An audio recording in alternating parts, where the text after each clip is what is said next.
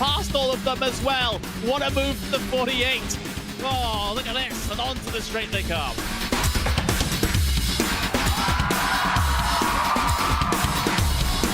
Brilliant move there from number 40 to make it through. That left-hander sliding up the inside, going up now over Hawthorne Hill, down Pilgrim's Drop, and it's brilliant stuff here at Brands Hatch.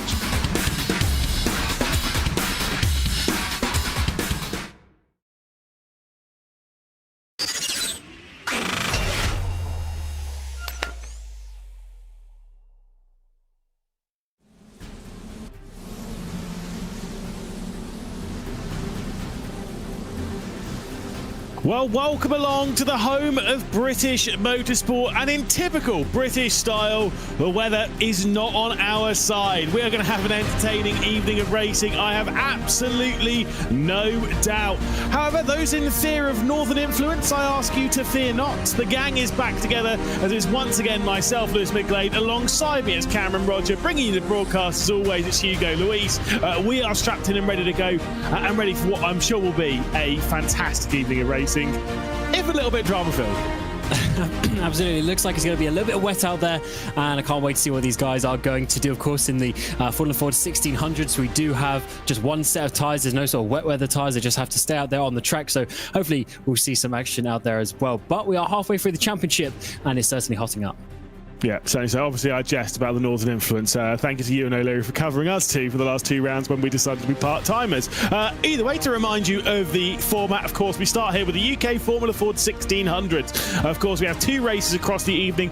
Second one being that all-important reverse grid race. Of course, those both being 15 minutes. Before that, though, we'll be having qualifying underway in about 3 minutes' time.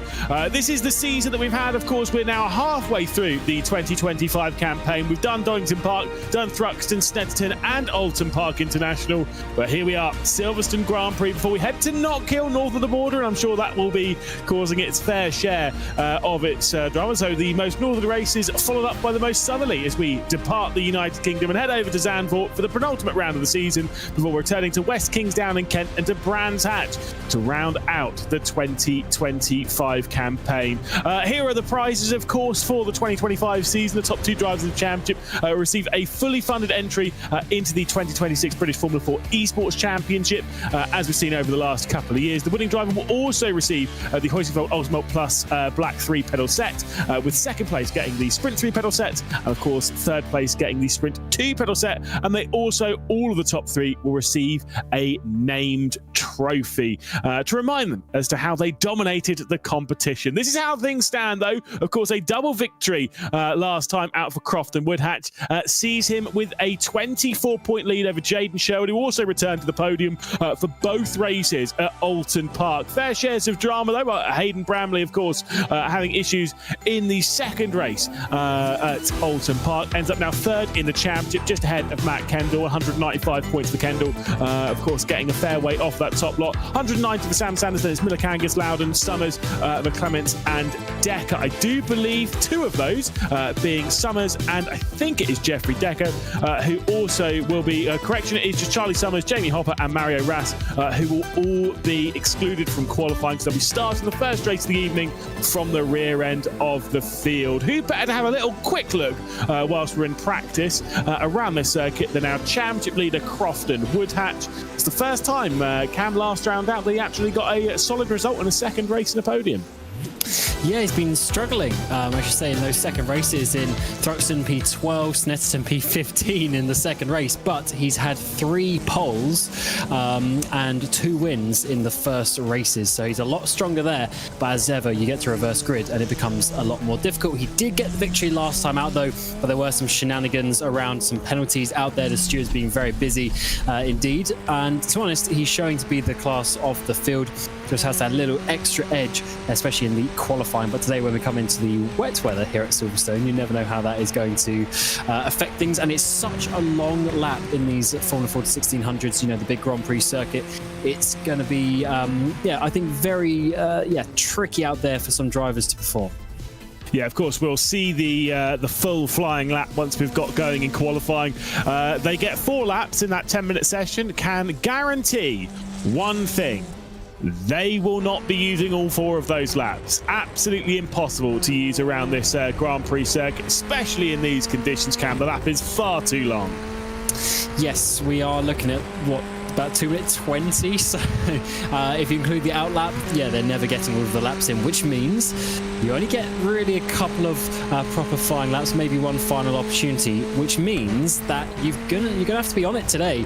You can't be making any mistakes, and here, if you make a mistake in the first section, through turn 3, turn 4, through the loop section, you're just going to lose that time the whole way around the lap. So it's going to be very, very important to nail the qualifying today. But there are about 5 straights around this track, so in the race there'll be a lot of slipstreaming. However, starting out the front is always good. Certainly so. And again, we can see the session's about to tick over into the qualifying. If you are wondering where British Formula 4 Esports is, well, that'll be up and underway in about an hour's time. And will that see the same conditions to what we have here? I do believe it will. So we'll be interested to see how that one unfolds. Of course, for British Formula 4 in real life, they did have that non-championship round here at the Silverstone Grand Prix circuit. Of course, supporting a small championship, and you might have heard it's called Formula 1. They were supporting that weekend F1, F2, F3 and F4. That'll be exciting to see F4 race around here in the esports variety. Of course, for the Formula Fords, there is also a little trip for them to the home of British Motorsport at the weekend, isn't it? Because there's the Walter Hayes Trophy, of course, coming up in a couple of days' time. That's, of course, in real life here, focused in the sim.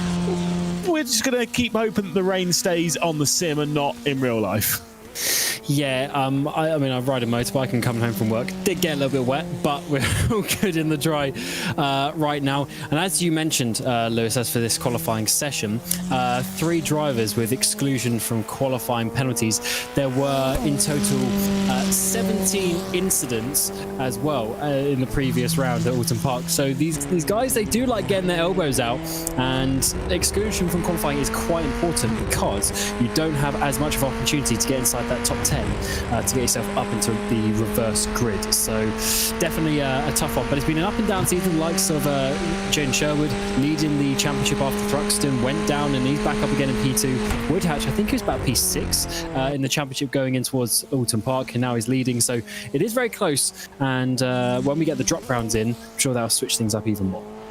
Yeah, indeed. And we'll say after practice, you know how I like to have a little cheeky look and a gander at the practice times as to how things are unfolding. 2 minute 20.122 with the top time set by Team Miller Kangas. That's less important. What is important in all of that was that the top 10 in that session were separated by under a second. Considering how long the circuit is comparatively to some of the circuits that we've been to and how tricky the conditions are, that is going to cause itself some significant interest when it comes to how this qualifying session is going to unfold. Will it remain as close as that practice session showed? Well, we can see Crofton Woodhatch here working his way around the final complex of corners, and with that, I think it's probably about time that we have a little look around this circuit, taking a look with our championship leader. So, of course, we've got this long-ish run down into the opening corner here on the Hamilton Straight, into the opening corner as we flick it right and up the hill out of Abbey, through the farm curve, going over the left-hand side, couple of puddles pooling there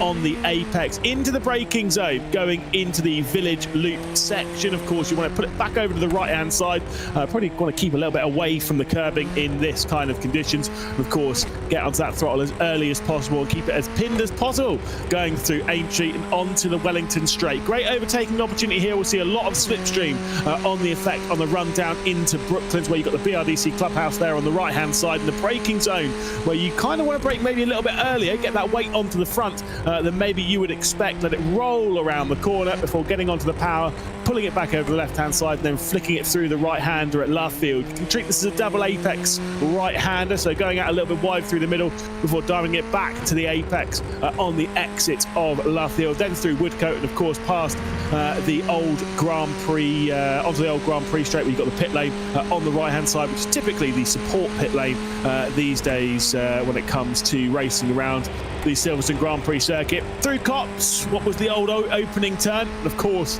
everyone's focus now is on the run into Maggots, Beckett's and Chapel.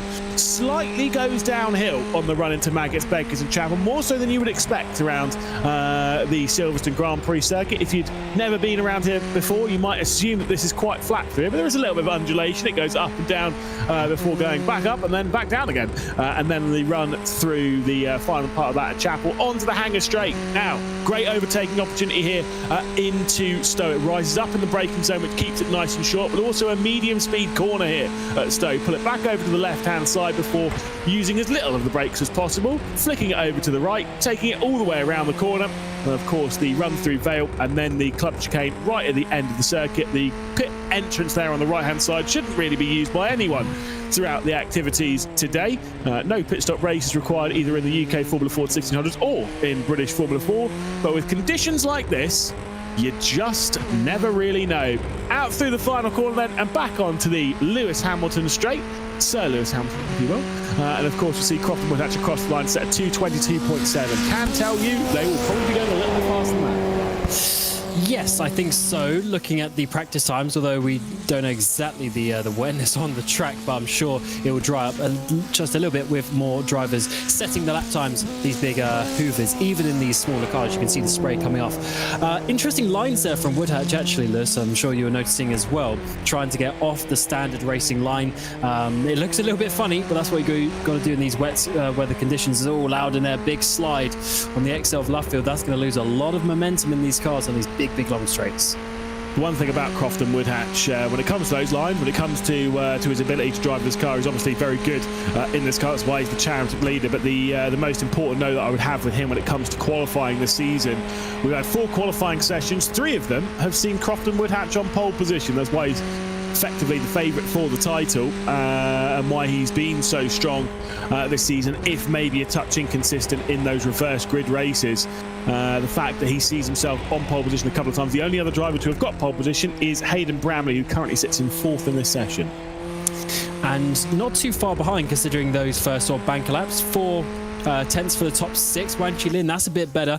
He has struggled a little bit in this championship, often towards the back end of the top 10, top 15 or so, but that's a little bit more like it. But of course, just the first laps being completed. As you see, already 3.5 minutes to go, and we're only halfway through the second lap. So yeah, they're definitely not getting the full lap count. There is Dylan McClements. I can tell you, gravity does not work in his household apparently, as he's racing sideways down the straight.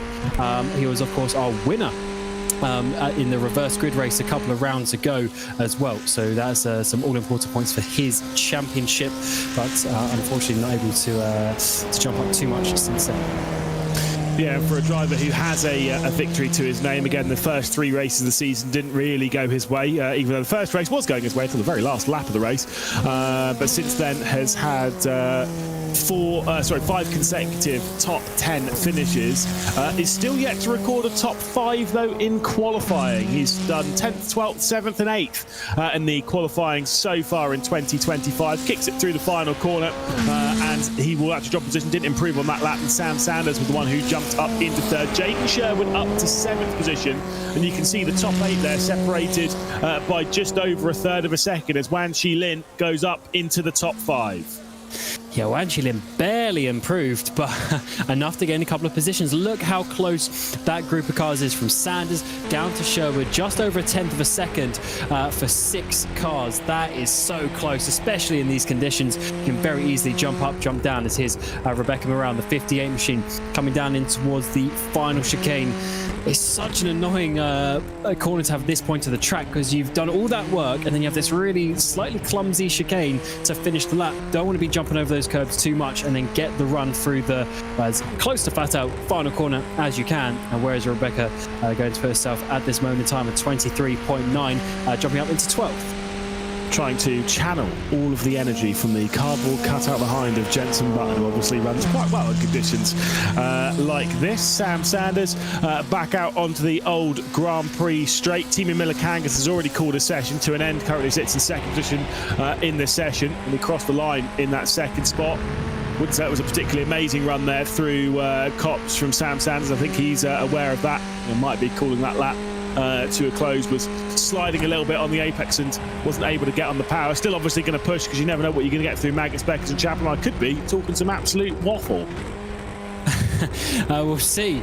It's Sam is actually one of the I think the dark horses as such. Couple of wins this season, 5th place in the championship. He's more than a race wins points away from Woodhatch, but that was after a terrible round back at Alton Park. However, that round at Alton Park will be taken out when we introduce the drop points, so he will jump up a bit from that. So I do think Sanders is going to be on a bit of a flyer towards the end of the season. And it is the 26 Hayden Bramley, 3rd place in the standings. Had some kerfuffles in the previous round. Let's see how this one goes. 30 seconds remain. Yeah, indeed. Any further improvement going to come in here for Hayden Bramley through the final corners, and some great overtakes from Bramley in this championship so far this season. Obviously, we've completed one half of it. I'm not even calculating drop scores yet, Cam, so we'll hold fire on that for the near future. Hayden Bramley improves up onto the 2nd row of the grid in the 3rd position within a 10th.5 of the pole set by Crofton Woodhatch. Very few seconds left to go. Any final improvements coming in? Yeah, this is an amazing qualifying session. 3:10 or just over 3:10s for the top 8 drivers in these conditions. But Woodhatch comes out on top once again. That's 4 poles from 5 races. Indeed, brilliant qualifying session once again from Crofton Woodhatch, who pieced together that session brilliantly and has qualified in pole position for the 4th time this season. Team Millikangas then will start alongside in 2nd position with Hayden Bramley, Sam Sanders and Dylan McClements inside the top 5 for the 1st time this season in qualifying. Wan Chi-Lin inside the top 10 for the 1st time in qualifying this season, still within a 1/3 of a second to the pole sitter. Then it's Matt Kendall in 7th, Jaden Sherwood not quite able to back up the double podium in Alton Park, at least when it comes to qualifying position. We'll have to wait and see how the race unfolds. Matthew Jordan in 9th with Jeffrey Decker in 10th. Paige Dovenbauer in 11th position alongside Rebecca Morell in 12th, with Isaac Gade starting from 13th position. Jonathan Smith, Brandon Loudon and Mark Winter then in 16th position, with those excluded from qualifying being Jamie Hopper and Charlie Summers in 17th and 18th position, and Mario Ras then in 19th. Those 3 at the rear end of the field were not able to take part in qualifying. They are perfectly capable of taking part in the race. We've got about a minute before we see them roll their way down into the 1st corner. Of course, Cam, it's not a particularly long run into turn 1, but it's about that braking zone at turn 3 going into the village loop section they'll all be worried about. Indeed, the brakes will obviously be cold and everything as well, and it's a pretty tight corner is Village at turn 3. I think we're going to see a few drivers going off the road, and they're not all going to be making through, even through the kink at turn 1 at Abbey as well. I just want to see Millikangas, he's an aggressive driver starting P2. I think Woodhatch is going to be looking all in his mirrors as he gets into that braking zone. Indeed. Obviously, everyone fighting for their own thing. You've got Crofton Woodhatch battling for the title. You've got drivers like Hayden Bramley. You would have seen it there in the qualifying session. Scott Racing for Grandad written on the side of his car as well. So racing for his granddad, of course. I'm sure that's going to be an emotional moment if he's able to sneak a victory away. 15 minutes onto the clock. Crofton Woodhatch will be starting from pole position with Team Millikangas alongside in that front row. Hayden Bramley, all of them getting away pretty cleanly at the front end of the field. No major changes on the run from the first few rows into that opening corner. Jonathan Smith, Rebecca Morell, Brandon Loudon, all those battling in the background. But of course, it's all single file here towards the top end of the field. Will Team Millikangas try and go for something? That's Dylan McClements trying to get to the outside of Sam Sanders in the battle for 4th position as we ride on board a little bit further down the field. Oh, we certainly do. This is a very awkward section of the track in towards Loop. Oh, big puddle there on the inside and a huge wiggle there as we work our way onto the back straight with 3 wide in behind. But it looks like Kendall was able to hold on from Sherwood that we were on board with in that blue machine. And we're actually going 2 by 2 for the lead. I think Millikangas is going for the inside. He's trying to make it down the inside of Brooklands. A little bit Woodhatch is pushed wide. Yeah, indeed. Little bit of awkwardness there that I'm sure we'll have a quick look back on, but no major dramas there for Crofton Woodhatch. We're still able to drop back in a 3rd position and carry on in this race. Could be so easily much, much worse, especially with the difficult conditions out there.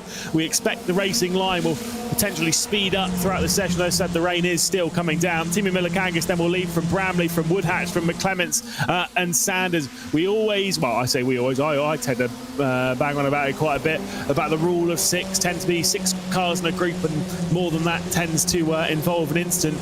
This is one of the circuits where that's not necessarily the truth. The slipstream games around here are far bigger than anywhere else we race across the season.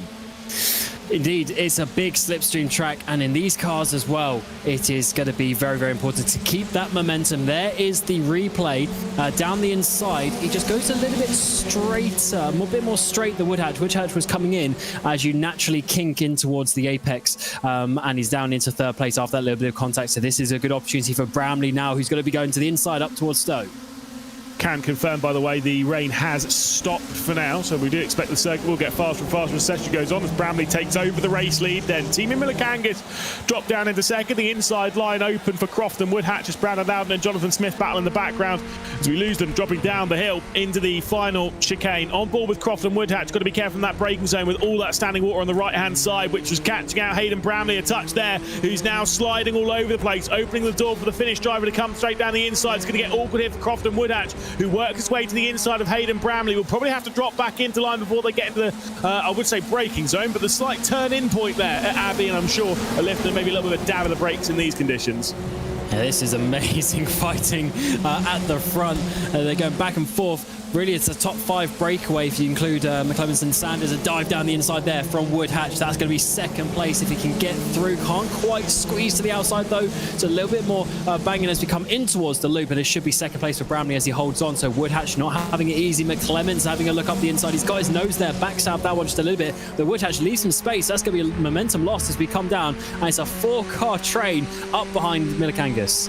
Sam Sanders, who's a 2-time winner in 2025, is now looking to try and make some progress. Dropped down the order a little bit with no top 10 finishes, including a retirement as well back in Alton Park. Sits in 5th position in this, staring at the group ahead and trying to piece his way through bit by bit. Leaves it down the inside of Dylan McClements, who's going to get the drive off of Luffield here and will hang on to 4th position. So it's Millikangis, Woodhatch, Bramley, McClements, and then Sam Sanders. Bit of a gap back, a second in arrears back to Wan Chi Lin and Jaden Sherwood. Would suspect if this battling keeps up the way it is, that maybe that group can bridge the gap.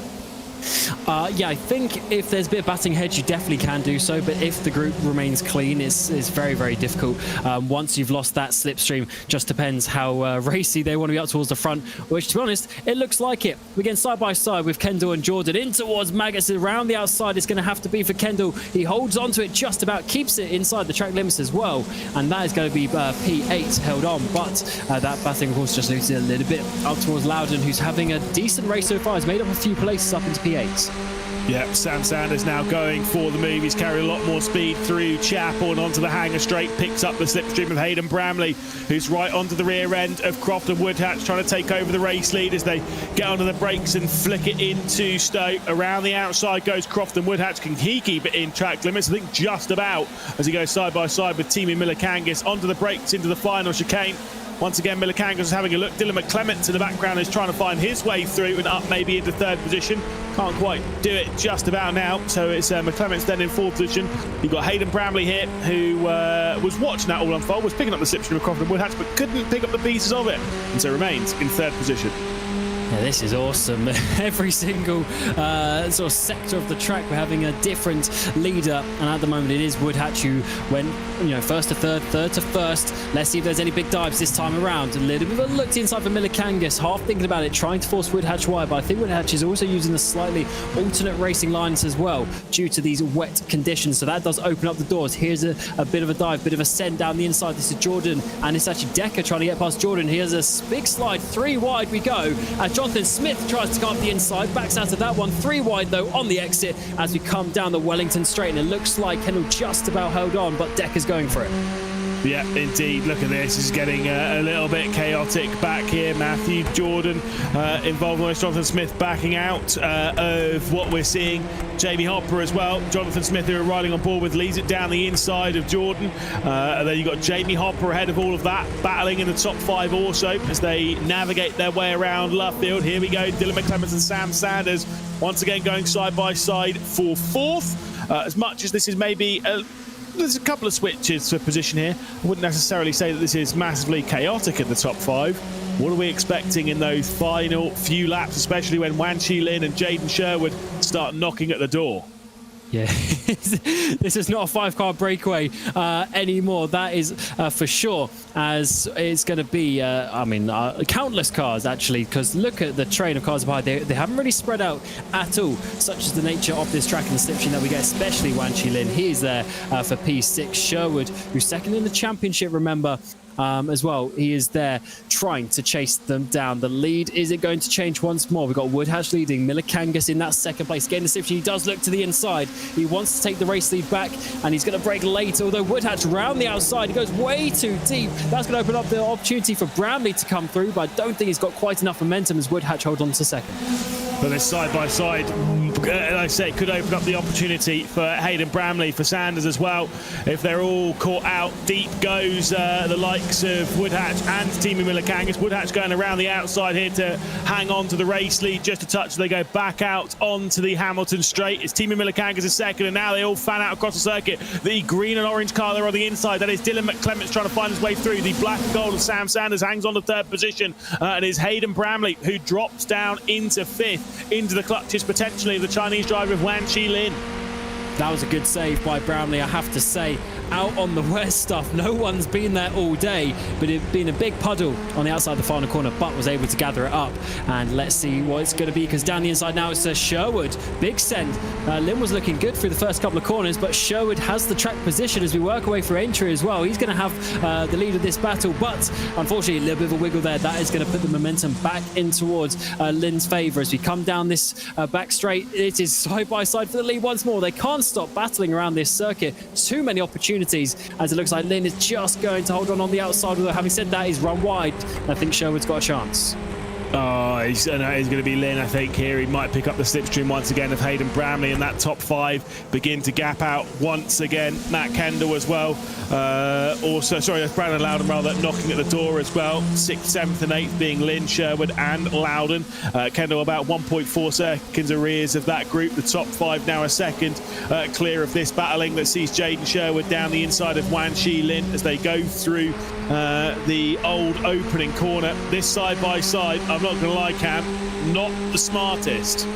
Yeah, close your eyes and hope as they just give each other room. Lynn's got the lead, though, as we work our way through. Actually, I say that. Sherwood is coming back as on the exit of Maggots in towards Beckett's, and it looks like Lynn has held on. What a brave move there by the number 30. This is losing them so much time, though. Unfortunately, they lost over a second to the cars ahead. Just a little bit out of the proper slipstream. They've got to be careful not to do that. Sherwood is going to come back, but for the lead. Milikangas to the outside, also to the inside. Hayden Brownlee trying to get up into third place on the inside of McClements. Yeah, trying to pick these two apart in the dull grey conditions that we have here at the Silverstone Grand Prix circuit can be a touch difficult, but I can confirm it is the white, black and red car that is leading of Croft and Woodhatch, battling with the white, black and red car of Teemu Milikangas. Thankfully, those behind are a bit easier to pick apart. It's the white and blue of Hayden Bramley, who's been spun around, I think he's spun around on himself on the sausage curb there on the exit of the penultimate corner. And Sanders has lost so much momentum. Sherwood and Lynn are going to go through up the inside of the first corner. They'll say that Sanders, big pace on the outside line, but not enough. He's going to have to back out of that one. So it is now 3 cars up towards the front. McClements is being gifted a podium position, but it's all to fight for in behind. So many drivers, Loudon, Kendall, Hopper, all involved at this moment in time with less than 5 minutes remaining in this race now. Just a couple of laps, maybe 3 laps in total. They'll just sneak an extra one. But that is a big, big moment for the championship as well, as let's see a replay of this. Yeah, touches the curb on the outside, and he's stuck in a precarious position. Does he get going? Well, he does, so good recovery. That is proving how difficult these conditions are. He barely touched the curb. I thought he might have. Oh, there was a crash afterwards. Who was that with? Jonathan Smith, I think. Yeah, I think so. Oh my goodness, we'll need to see that one again. That's a bit of drama, and some more added to Hayden Bramley, unfortunately, dropped down to 17th position.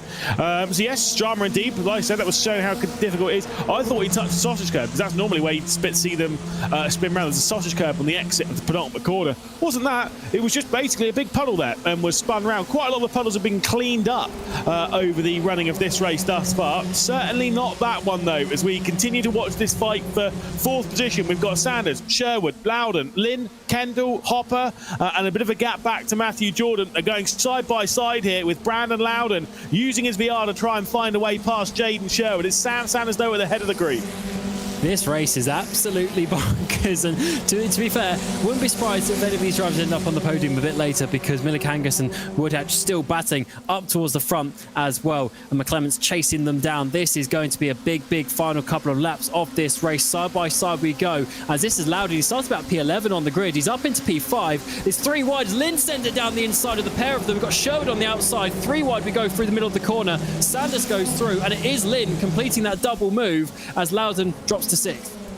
Wow, bit of a 3 wide send there into the into Stone. Doesn't normally happen, and normally if it does, it ends in tears. But this time, clearly absolutely fine. There goes for a spin though, and it's Brandon Loudon who's dropping down through the field, spinning around there. I think on changing of gear there potentially.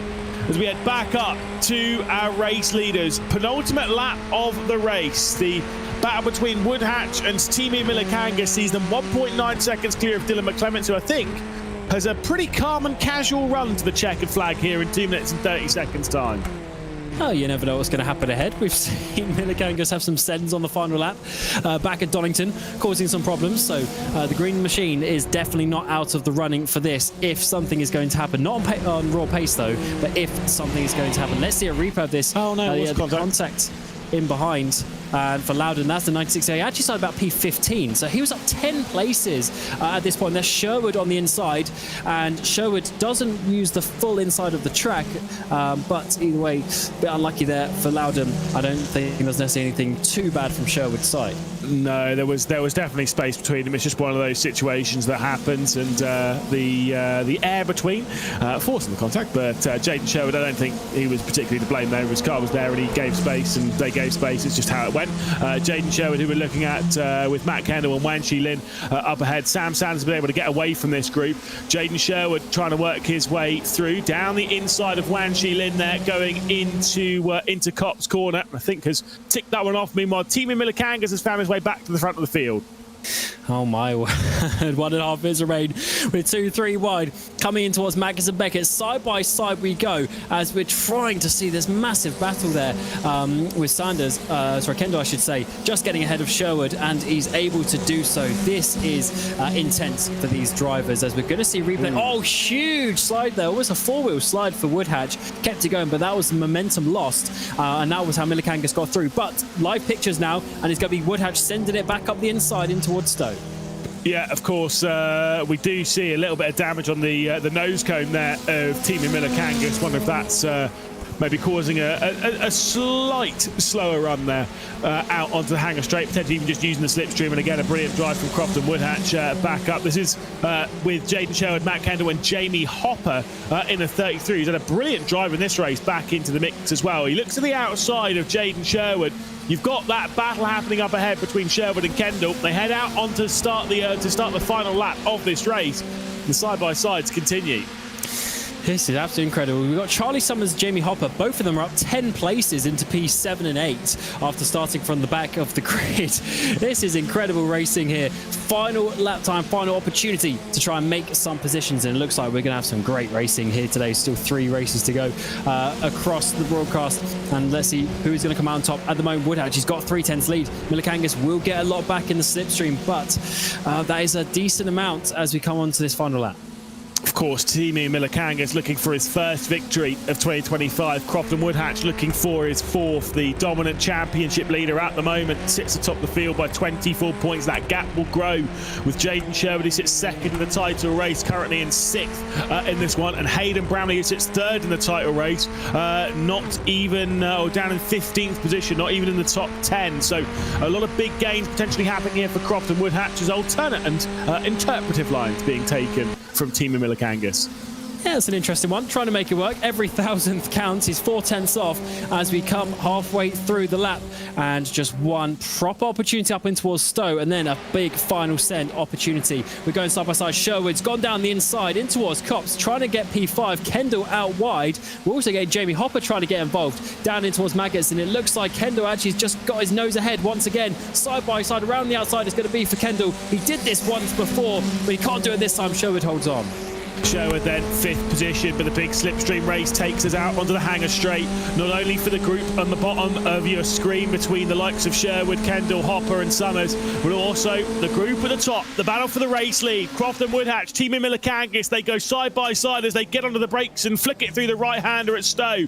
Is Crofton Woodhatch going to run out wide? Will Team Millikangis be able to find his way through here in the opening race of the UK Formula Ford 1600s here at the Silverstone Grand Prix circuit, the home of British Motorsport? Millikangis sending it around the outside. He's going to clear Crofton Woodhatch. Not quite though, as returning to the front of the field for the 4th time this season, Crofton Woodhatch is going to win, and it's going to be 3 in a row. Woodhatch across the line to win once again, and the championship leader extends the lead. That was an amazing race, an amazing final lap as well. What an opportunity there for Millikangis to go round the outside. He almost made it work, but Woodhatch was having none of it. Chopped him off perfectly through that second part of the chicane, and to take another race victory. A lot stronger race for Millikangis as well. Also McClements, who was almost chased down by Sanders. Sanders has got good pace today, up there in P4, and then Kendall holding on in P5. That is important for his championship, with Bramley having a bad race down in P15. Yeah, indeed. Again, brilliant racing once again here in the UK Formula Ford 1600s. Of course, we do have another race to deal with. And of course, in all of that, Cameron Roger, we have to deal with the reverse grid. Always spectacular, always interesting to see where the reverse grid number falls. Of course, it's those numbers between 5 and 10. I'm not going to lie, Cam, I'd take a full house here. I'd take the whole number 10. And do you know what? I think quite a few of the grid would as well. Let's see what it is going to be. It's not going to be the full 10. I think it's going to be one short of it. 9 will be the reverse grid then, unless it ticks over into 6. I think it's going to stop in time.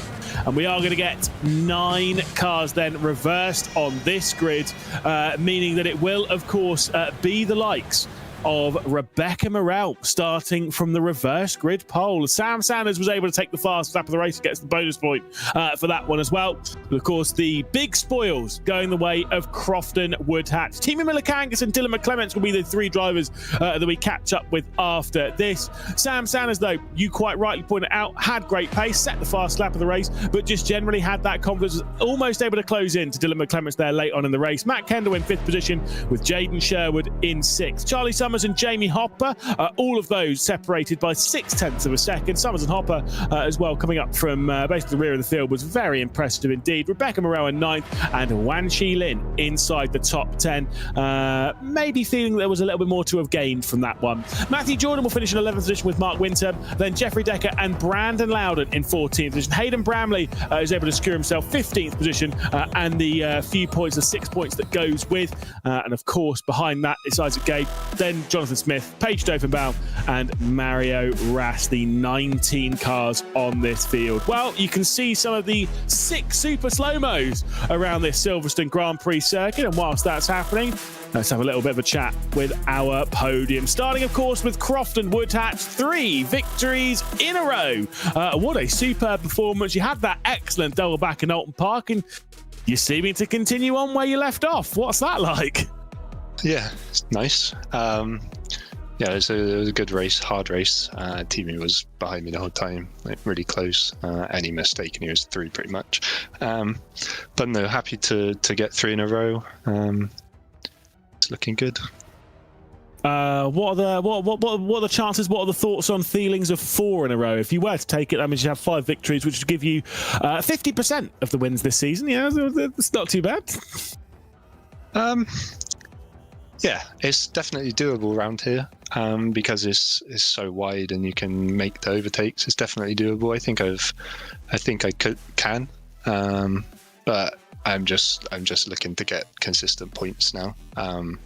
Yeah. I was going to say, this is one of the circuits where if you were going to pull a big reverse grid number, you'd want it here and not either side of it at either Alton Park or, of course, Knock Hill. So when I tell you the number's 9 and it's the second largest number that we can get, like I say, it's fine. We take that, right? Yeah, it's all right. They've all been pretty big this season so far. I think it's been 8 or 10 every time. So I've been used to it so far. But no, I'm not. this track's good enough to wide enough to make the overtakes on, so I'm not too upset about that. Well, best of luck in the second race in what I'm sure might be as well tricky conditions as well. We'll have to wait and see for that one. Yeah, thank you. There we go. Crofton Woodhatch on to the top step of the podium for the 4th time this season. Of course, the 3rd in a row. Let's drag in Timo Milikangas, who was keeping him company late on there, of course, trying to battle for the race lead, trying to find your first victory of the season there, Timo. A great drive, but couldn't quite find a way through on our Champions League. Did notice a bit of damage to the front of your car. Did you notice that whilst you were driving around, and would that maybe have held you back a touch? Okay, I had no idea I had damage, so I guess didn't matter so much. But yeah, I tried to. I didn't fight for the few laps there to not let the others get to our group. But yeah, it's hard to overtake when there is puddles everywhere. So congrats to Crofton, he drove well.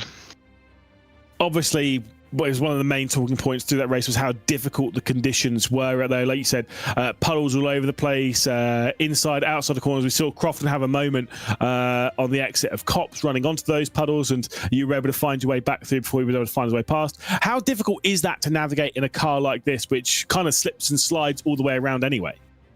Well, I mean, the weather wasn't that bad now, so I practiced a bit in more rainy sessions as well, and it was much more worse, but it was fun actually to drive in the rain. I enjoyed it a lot, but shame that I couldn't get the victory there. But let's see how the race 2 goes then. I was going to say, victory's surely on its way soon. You're showing that pace pretty consistently, starting the next race from 8th position in what I believe might be also some pretty difficult conditions. Surely a win's possible? Yeah, I mean, worst it's possible. I don't know. Need to stay out of trouble and find my way through the top. So I don't know. We'll see how it goes. Well, best of luck, and maybe we're chatting to you on the podium in the near future. We hope so. Thank you. There we go. Timo Milikangas, 2nd position. Great battle with Crofton Woodhatch. Throughout the 3rd and final to talk to is, of course, Dylan McClements, who joins us again here in the interview booth. Of course, was it a 6th consecutive top 10 finish? Another podium to add to the list as well. And again, looked like it was, for a little bit of that race, maybe a bit of a calmer drive than what others were dealing with. You had a bit of space ahead and behind. What was that like, navigating this circuit? Yeah, I mean, it was good the first couple of stations around and then that spin. But, I mean, it built me a comfortable gap in front and back. But I got damage from my check-ups. I think Sam has clawed me in a good bit, and I just about held on in the last lap. So it's good to get the points racked up now. There was one thing that both myself and Cam pointed out during the race, like you said. You had a couple of seconds back to Sam, and that closed to only a few tenths of a second by the end of the race. What was that like, seeing that gap closing and closing and closing, and what was your mentality in that scenario? Well, I mean, I was pushing the car to its limits, and I think I was coming around the last lap. He was in within a second, and I was just trying to see where, like, trying to really visualize where he'd get close to me, and he just about was a couple of things back on the straight to not get up alongside me. So I was a bit scared, but thankfully he came out in the P3. You say, obviously, you had a little bit of damage on the car. We saw a few cars out there have a little bit of damage. How susceptible is the car to damage around the Silverstone circuit? With it being so open and basically being a pack race, kind of wheels do get banged a fair amount around here, maybe even more so than some of the other circuits that we race at. Yeah, I mean, well, I don't think my damage is really bad. I think it was just the straight line speed, really, because whenever I was in the 2, I wasn't gaining, I was actually losing. But I mean, through the corner it was all fine, but hopefully I can stay out of that contact and get a good race 2 result. Well, Dylan, best of luck. Obviously, you'll be starting from 7th position in the second race this evening, and again, maybe we're talking to you quite soon. Yeah, cheers. See you. And there we go, Cam. podium spoken to. That's that one ticked off. Brilliant to hear. Another victory, though, for Croft and Woodhatch. 3 in a row. Starting to look like the champions of before, of course, the likes of Henry Moore and Mark Fletcher, who have had their fair shares of domination towards the top end of this field. And it does look as though he's starting to take control. Yeah, this is pretty remarkable. I mean, he won the first race of the season, then he went 5 rounds with no victory, only 2 podiums in those 5 as well, and then he's gone 3 in a row. A big turn of performance. I mean, you know, Bramley and Kendall, who were sort of leading this championship a couple of rounds ago, in the last 3 races, you know, they've had 7th, retired 15th, retired 9th, 5th. You know, he's gone 3 in a row. He's gained so many points, and he's now leading by a whole win to Sherwood as well, a win and a half to Bramley. He's really taken lead in this championship, and to be honest, if no one can stop him by the time we get to the end of you know, Knockhill, this is going to be a bit of a riot. Indeed. I think here's one problem, though, that he has versus some of the others when it comes to the usage of drop scores. Now, this is a really complicated topic, and I'm not even going to properly dive into it until I might start looking at it next round, but I've got to redo the spreadsheet and figure out all the numbers and stuff, and I'm not that smart, I'm afraid. AI can sit down and help me with that one. The fact that a few other drivers have had, say, for example, Jaden Sherwood. Snetterton finished 14th and 9th. That's a bad round. That's being scrapped. That's being removed. The problem that Croft and Woodhatch has is that he has a great first race and a bad second race. And the way the drop scores work is it's 2 entire rounds. It's not 2 individual races. It's not, you know, 4 individual races from across the season, or you know, 2 rounds worth of it. It is 2 whole rounds. And the fact that he's finished 3rd and 12th and then 3rd and 15th, the 3rd, good points haul, and then the 12th and the 15th, obviously not. But the thing is, he's gonna, when the drop scores take effect, he's actually going to lose more points courtesy of those kind of poor results being in a round with a good result. Yeah, I'm trying to look exactly. I mean, yeah, that's a good thing, good point to make. He's going to lose a lot of points with that. So that gap of the 45 odd points he's got at the moment, 2nd place, that is going to shrink down. But that's, to be honest, kind of a good way of the drop scores in some ways. Going to keep it really tight coming up towards the final round of Brands Hatch. So don't think that he's going to run away with it. But that is very true. Those who have a couple of bad rounds, although to be honest, you can only get a couple of bad rounds, but you know, it doesn't matter so much for them. The issue is for Bramley and Kendall is that it's looking like it might be 2 bad rounds in a row, which is not good for them because that's going to be, you know, no more mistakes basically from now to the end of the season. My brain is overheating with how to figure out how to do the drop scores on this poor spreadsheet, by the way. I fully understand drop scores. Of course, we have them here in the UK Formula Ford 1600s because of the type of championship. We don't have them in British Formula 4. I understand why they exist, but boy, they are not good for my brain. As you can see around here, it is currently raining. However, the circuit is less wet than it was in the previous race. There aren't as many puddles around, but it will obviously get wetter as this progresses. So I say drivers will probably be out there straight away trying to keep the track nice and as dry as possible before we jump into the 2nd race of the evening. And I don't know how it's going to look. If it stays like this, it's going to be very different in terms of how this race is going to unfold by the fact that you can actually use the curves. Indeed, and the racing line will be back to normal as well, so that changes how they battle a little bit.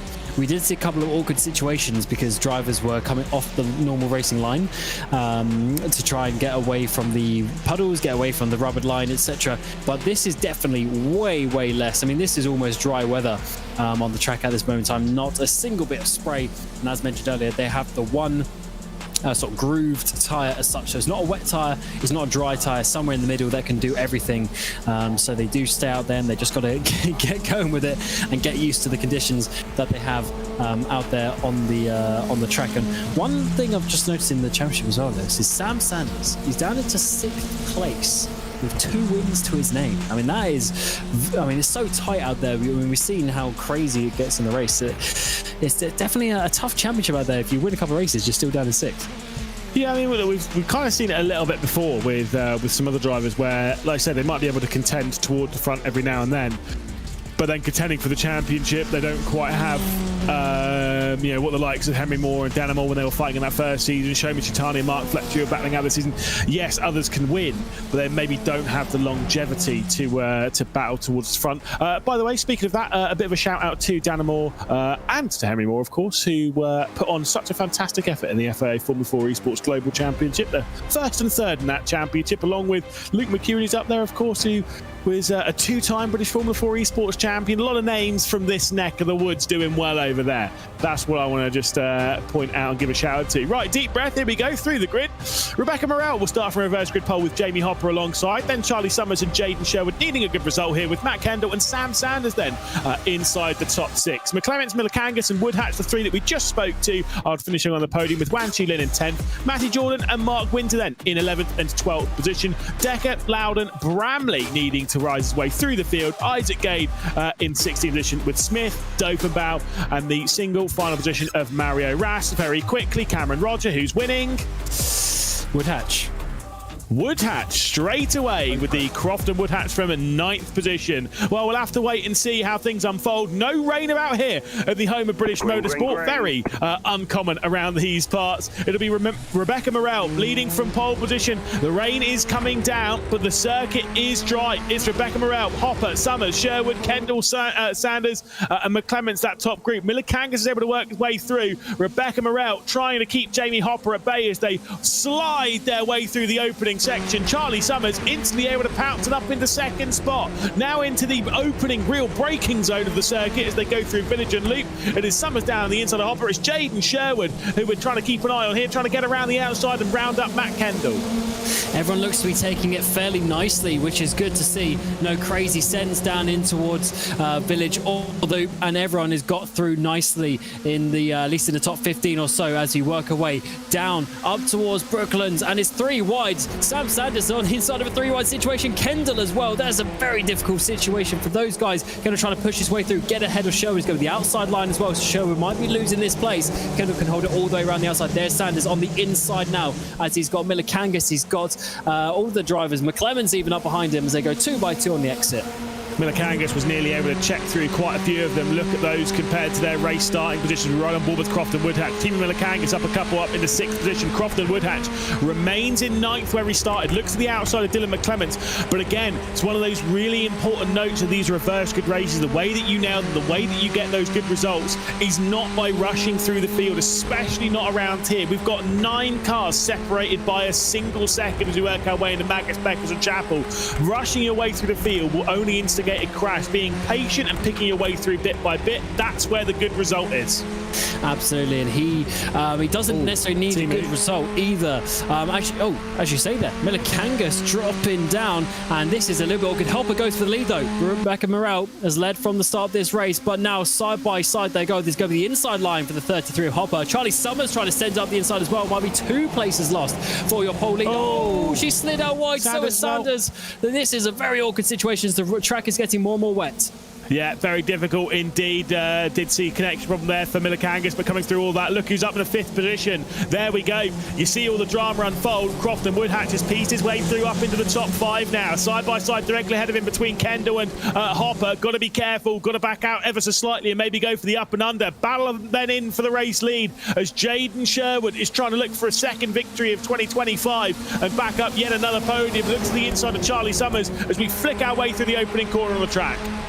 And look at Hopper. He thought he had the lead. Now he's down in towards 3rd as we work our way up towards the 3rd corner of the track. He goes to the outside line, tries to pinch Sherwood on the inside there, but Sherwood cuts him off nicely. That's a good defensive line. Opens up to an attack up the inside of the loop. Not quite enough to get Summers, who holds on to that one. The 35 takes the lead.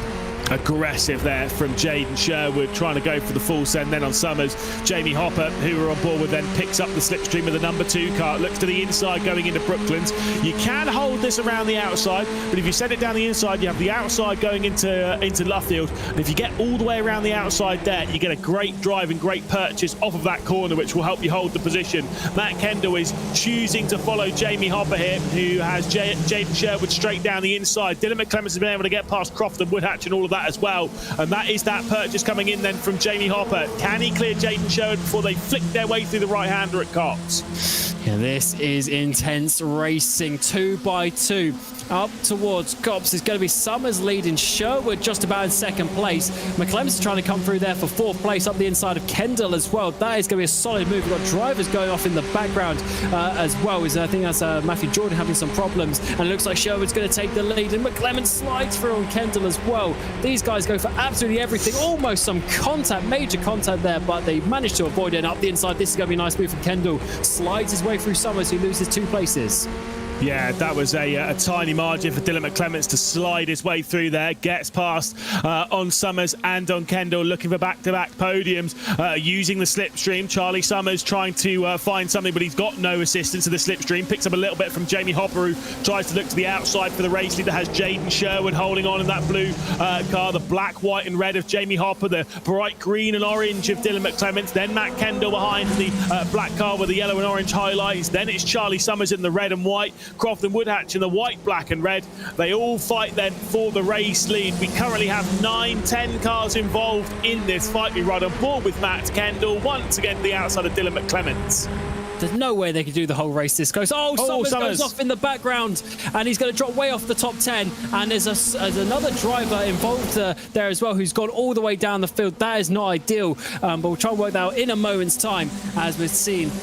This is Kendall now up in towards third place, as he's trying to work his way forward slowly but surely. Woodhatch is following him through, just a little bit behind here. Let's see how this happens. I think it might have been Jordan who was the one who also was off. So just goes for an awkward spin there, and that was the moment that I think saw Jordan go off the road as well. Let's see from up above. Was there any contact? Was he just getting stuck on the curb? Yeah, Jordan just got a little bit of a glance as he worked his way through. Not ideal, but he is still going in this race. This is absolutely bonkers. Up the inside, Kendall tries to go over 3-hour situation. McClements goes off. McClements goes off. He was fighting for a podium. Now he's going to be fighting for nothing. Big send up the inside from Woodhatch as well. 3 wide up the inside Luffield. This could be second place on the exit, but you know it's not going to with the slipstreamer around here. But for the likes of McClements, for the likes of Loudon, who sit off the rear end of this group, keep your nose clean in this part of the race, and you'll be able to find your way back into it if they're going to keep fighting like this. Sherwood leads from Woodhatch, who's trying to knock at the door once again. He'll look to the outside going into Cox, but it's Matt Kendall with the big send straight around the outside. Not of one, but potentially of 2. Can he complete both the moves as we ride on board with Jamie Hopper? Crofton Woodhatch trying to make it 3 wide. The run down into Magus Beckers and Chapel, nearly 4 wide with Jamie Hopper knocking at the door. It's Matt Kendall furthest left. It's Jaden Sherwood down the inside. They go through the left, then into the right, then into the left again, then back through the right, back through the left, and out onto the hangar straight with Jaden Sherwood, the one who will be leading the group on the way out of it. Matt Kendall trying to go full send, just about has an overlap. Did you see Woodhatch just back out of that one completely? He was like, look, I'm fighting for the championship. You guys can go 4 wide. I'm not going to be involved in that one. We've got Sherwood on the inside trying to go for the race lead. He might have this, you know. Miller Kangas is coming through 5 wide. We go up towards Stowe Corner. Hopper somehow came out on top. And Kendall around the outside trying to make it stick. These guys are going for absolutely everything here. 8 minutes to go. Riding on board with your championship leader, it seems like always moments away from disaster. We are less than 8 minutes left to go in the race, just about halfway through this second race of the UK Formula Ford 1600, which has been absolutely fantastic thus far in this second race of the evening, with Hopper leading from Sherwood, Kendall, Milikangas, Woodhatch, Loudon. Oh, Loudon's gone for a spin and he's clobbered the wall there on the start finish straight. Sunny Hayes, eat your heart out. As we've seen, Sam Sanders, McClements, they've all caught back up after previous issues. Matthew Jordan, they're just 1.5 seconds off. They were spun around. They were off the track a couple of laps ago, but they're in with a shout of a podium place.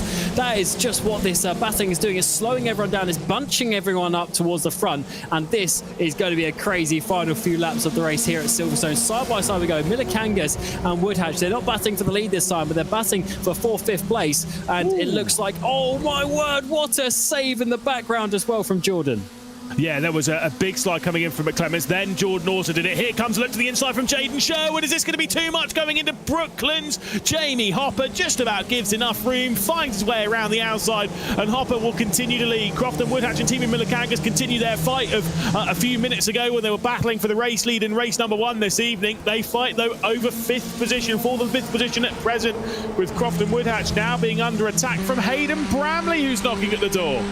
I don't even know who to guess is going to win this race. It's all over the place. Sherwood to the inside of Cops now.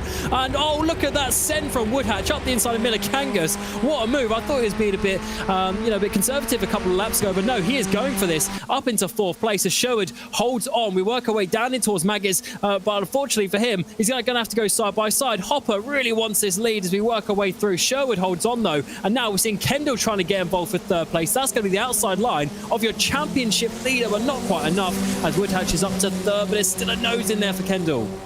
But this is going to chop and change constantly over the next 6 minutes, and I promise you that every single one of these 9 drivers has the chance of victory. There was a big moment coming in there from, I think it might have been Woodhatch who was slowing down. He clipped a little bit of the grass there on the run onto the hanger straight. It might have been Timo Milikangas, could also have been Hayden Bramley. Look at this side by side between the top 2 and between 4th and 5th as well. Jaden Sherwood and Jamie Hopper once again. It is Croft and Woodhatch in the middle of all of that, thinking about where he can go in all this. Matt Kendall with a look to the inside as he tries to find his way through, going through the club chicane and then out through the final corner. It's Jaden Sherwood from Hopper, then from Kendall, Croft and Woodhatch. It's Hopper off the road though, got to be careful before rejoining. Very slippery out there. Brandon Loudon in the pit lane as well. That drone shot was a crazy. It looked like a swarm of bees coming through the final few corners. Oh, a big slide there from Sherwood, your race leader, as they work away through the first corner. It's so impossible to work out how this one is going to end. A little bit of a send down the inside there for Milikangas at one point, but not quite enough. Backs out of that one. Almost contact as we work away in towards the loop section. Is now going to be Hopper up the inside of Kendall for 2nd place. He might have this one stuck on the exit as well, up the inside line, but Kendall aggressively comes to the left-hand side. Now Woodhatch, who thought he was fighting for a podium, now down into 5th place. Out onto the back straight. Oh, huge defence to the inside there from Hopper as he tries to cover off Bramley. Last time I saw this much side by side, I was watching the Daytona 500. My goodness, they're always side by side around here, it seems. With Croft and Woodhatch trying to get to the outside of Jamie Hopper. There was also Matt Kendall sliding off the road at Brooklands. Is he able to rejoin without losing too much time? I don't think so. He's just about joined back in behind Matthew Jordan, so he'll still be getting the slipstream there. Hayden Bramley drops back into 4th position. The top group at the moment sees 9 cars by 1.5 seconds. It's Sherwood, Hopper, Woodhatch, Bramley, McClement, Sanders, Milikangas, Jordan and Kendall all vying for their chance at victory. Of course, of those drivers, a fair few of them have victories already to their name this season, including 4 to the way of Croft and Woodhatch, who now takes over 2nd. These guys are crazy. Bramley up the inside of Woodhatch in towards Cops. That was almost a cartwheel spin, but they managed to avoid locking wheels as Hopper has a little bit of a wiggle there. That slows down he and Bramley, who's just in behind with the blue nose as we work away onto the back straight once more, onto the hanger straight. And there's a little bit of a breakaway for the top 2 after that moment. And it is going to be Woodhatch who's going for this lead, who's 5th place at the start of this lap. He's now trying to go for the lead. He's round the outside of Sherwood. It's the 2 and the 22 up towards the next braking zone with 3 wide in behind. Milikangas on the outside with Bramley. Contact is made with Bramley. He saves it, he gathers it up, but he's going to slide wide and everyone's going to come through. Yeah, indeed. This is the difficult part of this, right? You're either fighting for a podium, which is amazing, or you're going to have a moment and you're going to be ending up in 9th position. The difference in points between that is ridiculous, but the difference in time will be so minimal. There'll be 2 laps left to go as we come around the final corner to complete what I recently was informed is the ante-penultimate lap. So we now are on the penultimate one, and of course it's Sherwood from Woodhatch, then from Jamie Hopper, who we ride on board with. There's a word for the penultimate. There's for the pre-penultimate, yeah, for the one before the penultimate, there's a word for that as well. That is madness. I'm not going to use that one. As we're seeing here, side by side, Milikangas sending it down the inside, trying to get back involved in his podium fight. The 24 is a little bit of a wiggle, pushes Hopper wide in towards the loop we go now with 2 by 2 with Woodhatch. And actually, Hopper in the defence actually attacks Woodhatch up the inside, now cuts off McClemens. And there's also Milikangas round the outside. You've got to look everywhere, left, right, and behind you. Oh, there goes Kendall. Yeah, Matt Kendall skipping straight across. He'll be able to rejoin, but he is now out of the fight for the victory unless they all crash, which is very possible. As Croft and Woodhatch is now into the race lead. Jaden Sherwood with a look down the inside in the Brooklands. He's tried that one a couple of times. Has a big kick as he gets onto the brakes, maybe locking the rears ever so slightly. Right on board with Jamie Hopper, who's trying to send it around the outside. Dylan McClements has dropped down the field, though. What has happened to the green and orange machine? He returns his way to 8th position, but still with a couple of laps left to go. This one and the final one following it. Still plenty of time to recover his way up the field. Sam Sanders is well involved in this as well.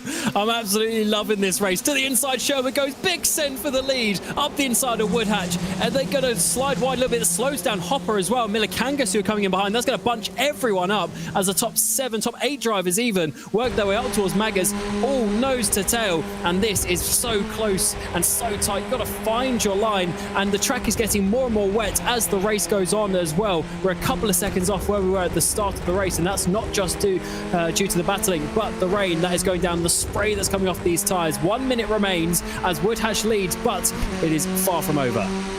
Yeah, and like I say, there's still plenty to figure out in all of this, with Jaden Sherwood dropping a position to Teemu Milikangas. The top 2 from the previous race return to being the top 2 in this race. It's going to be very exciting as to how this one's going to unfold. Cameron Roger, you picked Crofton Woodhatch to win this race. He currently is your race leader. He's got Teemu Milikangas behind him, who was able to beat off in the previous race. Can he do so once more? 30 seconds left to go on the clock.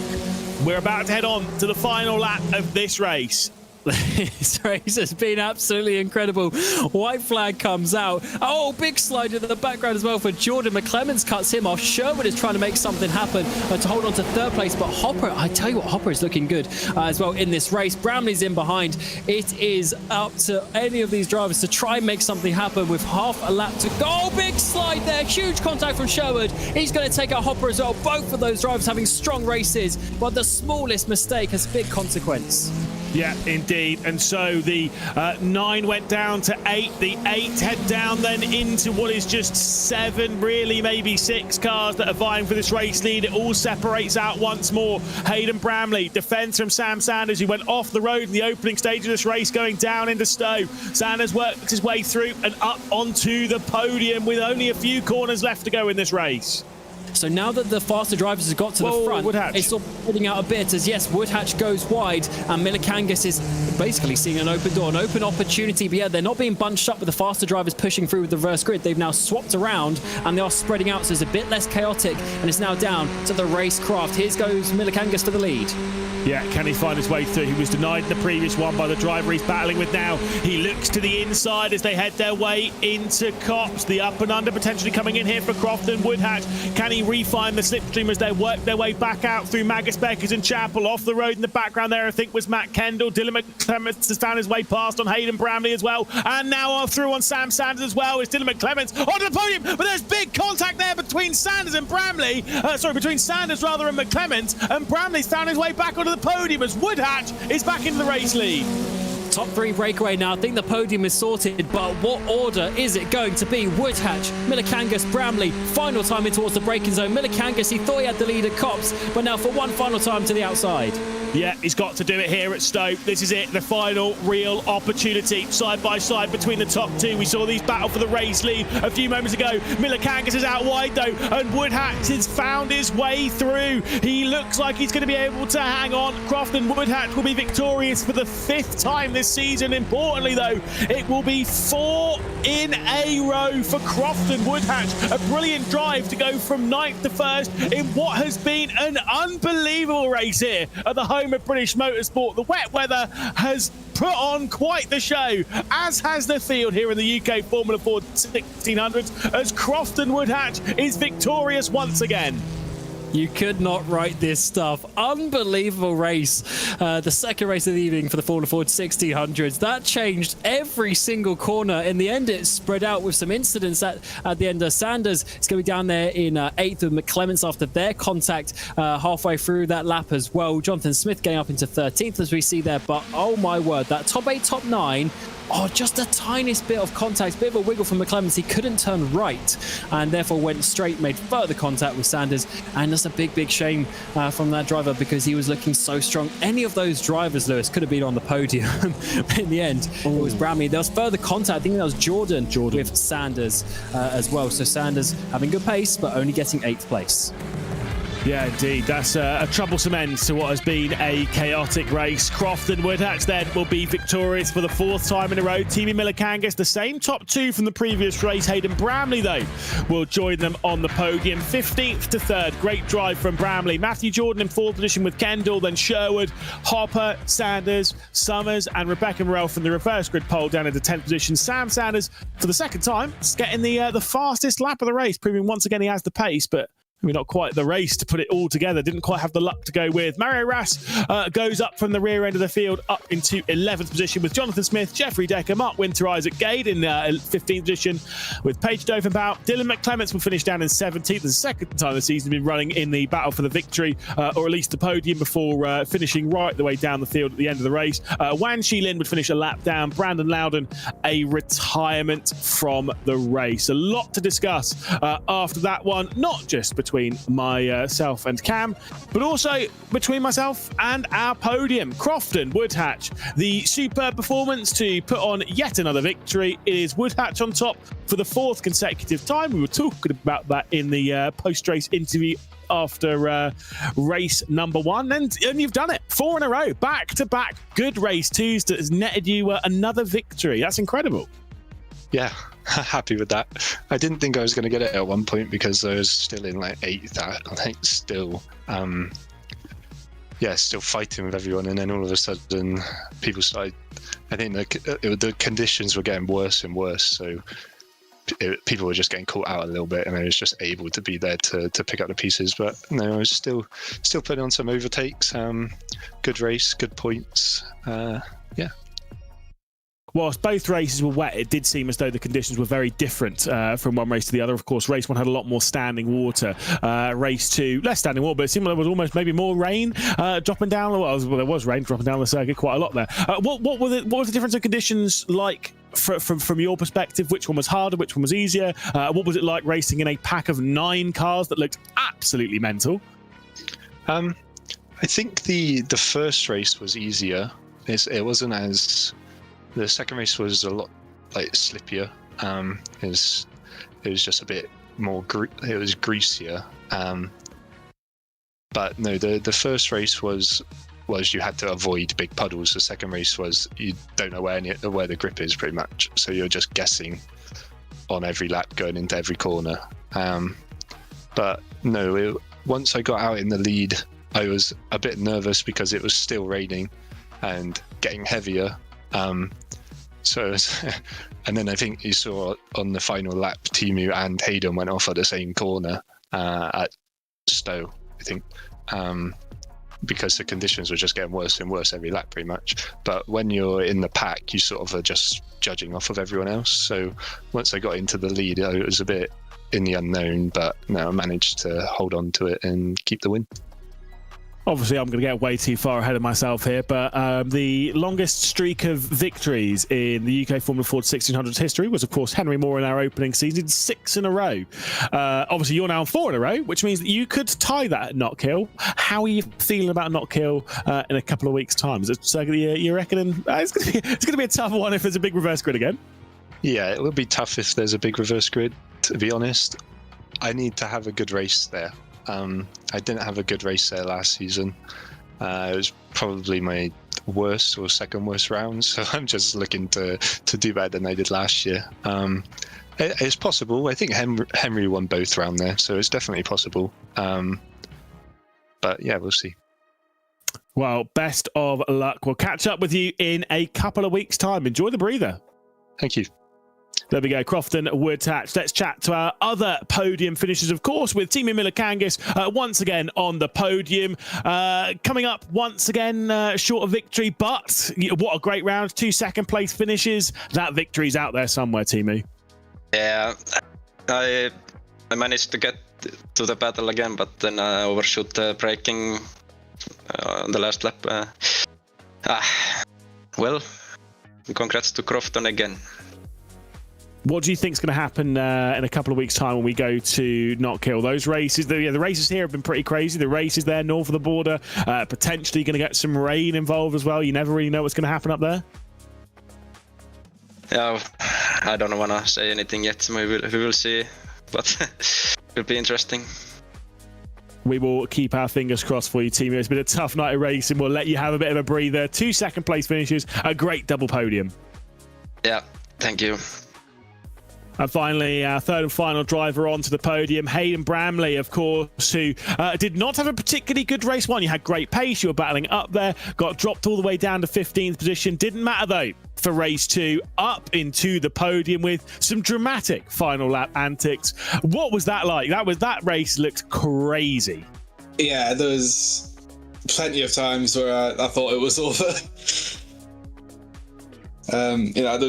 I think it was like 4 or 5 times that someone spun directly in front of me and like cut across my nose. There must have been like inches off from actually hitting me, and and there was a few times where people checked up and you just couldn't tell that was going to happen. Like there's so many things that could have went wrong that somehow didn't. Obviously, 9 cars there battling for the race lead, which is always crazy. You got a bit of a special livery on for this round. Feels like there might be a little bit more weight that was on your shoulders on that one. What was that like? Yeah, it's been hard the last week or so. It was Thursday when it happened. So it hasn't really been much time to get involved with the race. I'm happy I can at least put it on the podium for race 2. Put a little bit of honour for him. But yeah, it's a different vibe from the start of the season, definitely. Well, I'm sure with a drive like that, you'd have done your granddad proud. Great drive and great entertainment for us here in the booth. Thanks, Hayden, so much. And again, we'll see you in a couple of weeks. See you. There we go.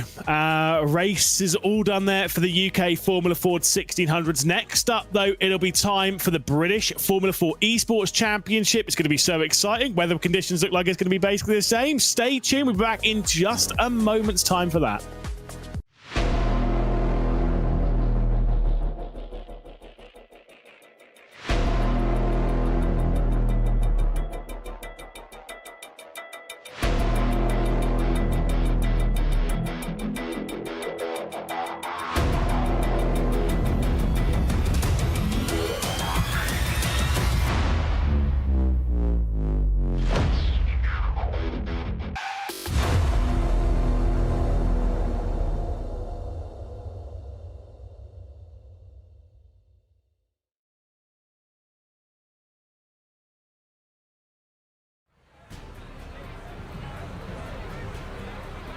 The home of British Motorsport hosts the British Formula 4 Esports Championship here once again as we get ready to go racing, of course, in what has been an exciting, frantic and chaotic season, which sees Henry Moore trying to battle for the title, trying to find his way to the top. Matt Caruana, though, is the one who will be leading. Can he hold that lead coming out here at Silverstone? We are halfway through the season. Let's talk you through the format once again. If you haven't joined us before, lone qualifying is where they're presently at. We'll be joining those in just a second's time. They only have 10 minutes to qualify around this 2-minute or so lap circuit. Of course, then we'll have the first race before race number 2, that reverse grid, rounded between P5 and 15, unlike with the UK Formula Ford 1600s where it's just between 5 and 10.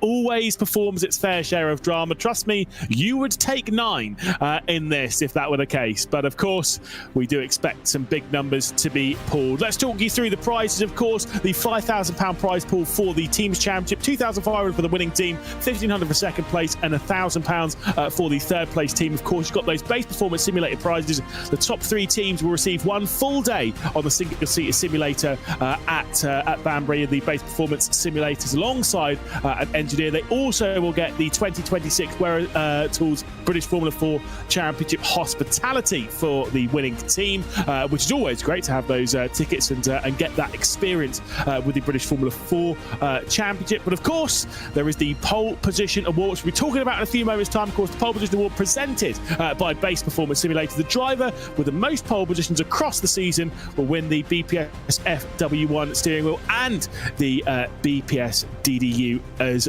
well. So some great prizes for them to battle for. Of course, the top of the Drivers' Championship, as I mentioned just a second ago, is Matt Caruana by those 13 points, ahead of Henry Moore. Remy Gilbert as well, not too far behind. Danny Moreno in 4th position, and Leo Brown going about it, hanging on in the top 10 of the championship. Championship. You've got Iggy Smith and Augustin Torlaschi, who has recently become our most recent winner of the British Formula 4 Esports Championship after the win was taken away from Graham Carroll in the final race, Alton Park. Pablo Espez and Rope Kokopau will be rounding out the top 10. On the Teams Championship, it's Team Benek, who are miles clear of Hymo Settles by EMM. They're embroiled in a very tight fight there for second position against TC Esports, who now have both drivers taking to the top step of the podium this season. Drive Lounge Racing about 80 or so points off of that fight for second and third position. Scuderia Ferrari HB Esports not quite as strong as they were back in 2024. You never know how their form is going to unfold throughout the season. You've got Aston Martin and Aramco F1 Esports team, Alpine, Aztec, Williams Sim Racing and G2 Esports rounding out the top 10. We are straight into qualifying. Henry Moore is taking to the circuit, and of course he's just coming through Luffield here. Can he steal away another base performance simulator pole position? I think he probably can. With the speed that he and his team Benek have showed, it's been quite remarkable actually, the consistency that they've had, but they don't lead the Drivers' Championship, which is very important indeed. They need to get either Moore or Gilbert up there, but they are missing out by some 13 points to Caruana, who's having such a good season so far. He's got 3 podiums in the previous 4 races as well, with of course a couple of second places and a win, so it's going to be very, very fun to see how we're going to open up this second half of the season here at Silverstone. It's a very interesting track actually for these cars, with how fast and how medium speed they are, but such long straights, just like what we saw previously. There's going to be a lot of slipstream out there. Certainly so. One of the other main notable features, not only with the increase of power, the increase of downforce compared to the UK Formula Ford 1600s, completely different type of racing that we get in this, but also they do get these slick tyres as well. So if it does rain like it did in the UK Formula Ford 1600s, we do need to see those wet tyres pop out into action. So we'll have to wait and see how that one's going to unfold. Henry Moore will cross the line to provisionally take the base performance simulator pole position just ahead of Rope Kokopau, but of course we're waiting for those other times to come in. Remy Gilbert now moves up onto the provisional pole position. When it comes to pole positions this season, there have been 3 different drivers that have taken a BPS pole position. Henry Moore's taken 2 of them at the opening round of the season, and of course at round 3 of this championship campaign. Danny Moreno had the pole position at Thruxton, and Matt Caruana had the pole position back in Alton Park a week ago. Will Remy Gilbert become the another different driver, the 4th different driver to take a BPS pole position this season? Augustin Torlaschi here, our most recent winner then, of course, the championship, following on from Ronnie Smith, who took victory courtesy of a penalty at Old Park.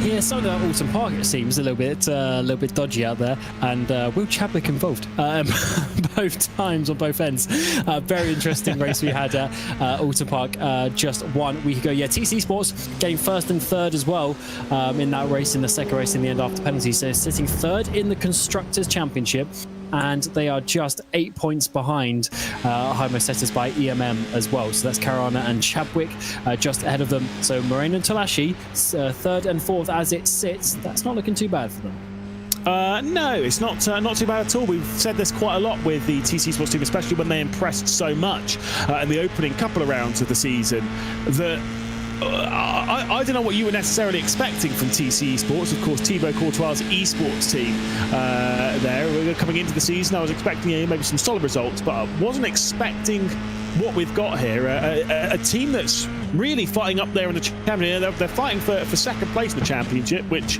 is no mean feat against the Hymo Settles by EMM squad. Yeah, I mean, they're ahead of Drive Lounge, who's basically, linked to Benek, who are leading the championship. But then they're also ahead of 4 Formula 1 teams of Ferrari, Aston Martin, Alpine and Williams. So they certainly have come out swinging in the opening half of the season.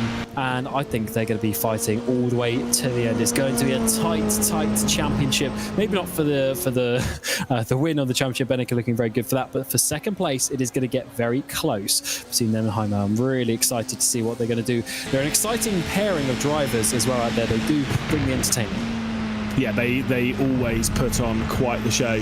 Speaking of people who put on quite a show, Gerga Bowdy here, who we're currently on board with, yet to get a podium in this current season, the 2025 campaign, but does have a few top 5s, a few top 10s, has finished all of the races this season. His lowest finish has been 14th, his highest finish has been 5th. That's pretty consistent, all things considered. And across the line, he's obviously in 26th position. That was just a banker lap time for him. Goes up into 12th. Does have enough time to have one final go at this BPS pole position, which is provisionally held by Remy Gilbert. But importantly, we've said about Team Bennett being so strong. Look who's first and second. It is both the Team Bennett drivers.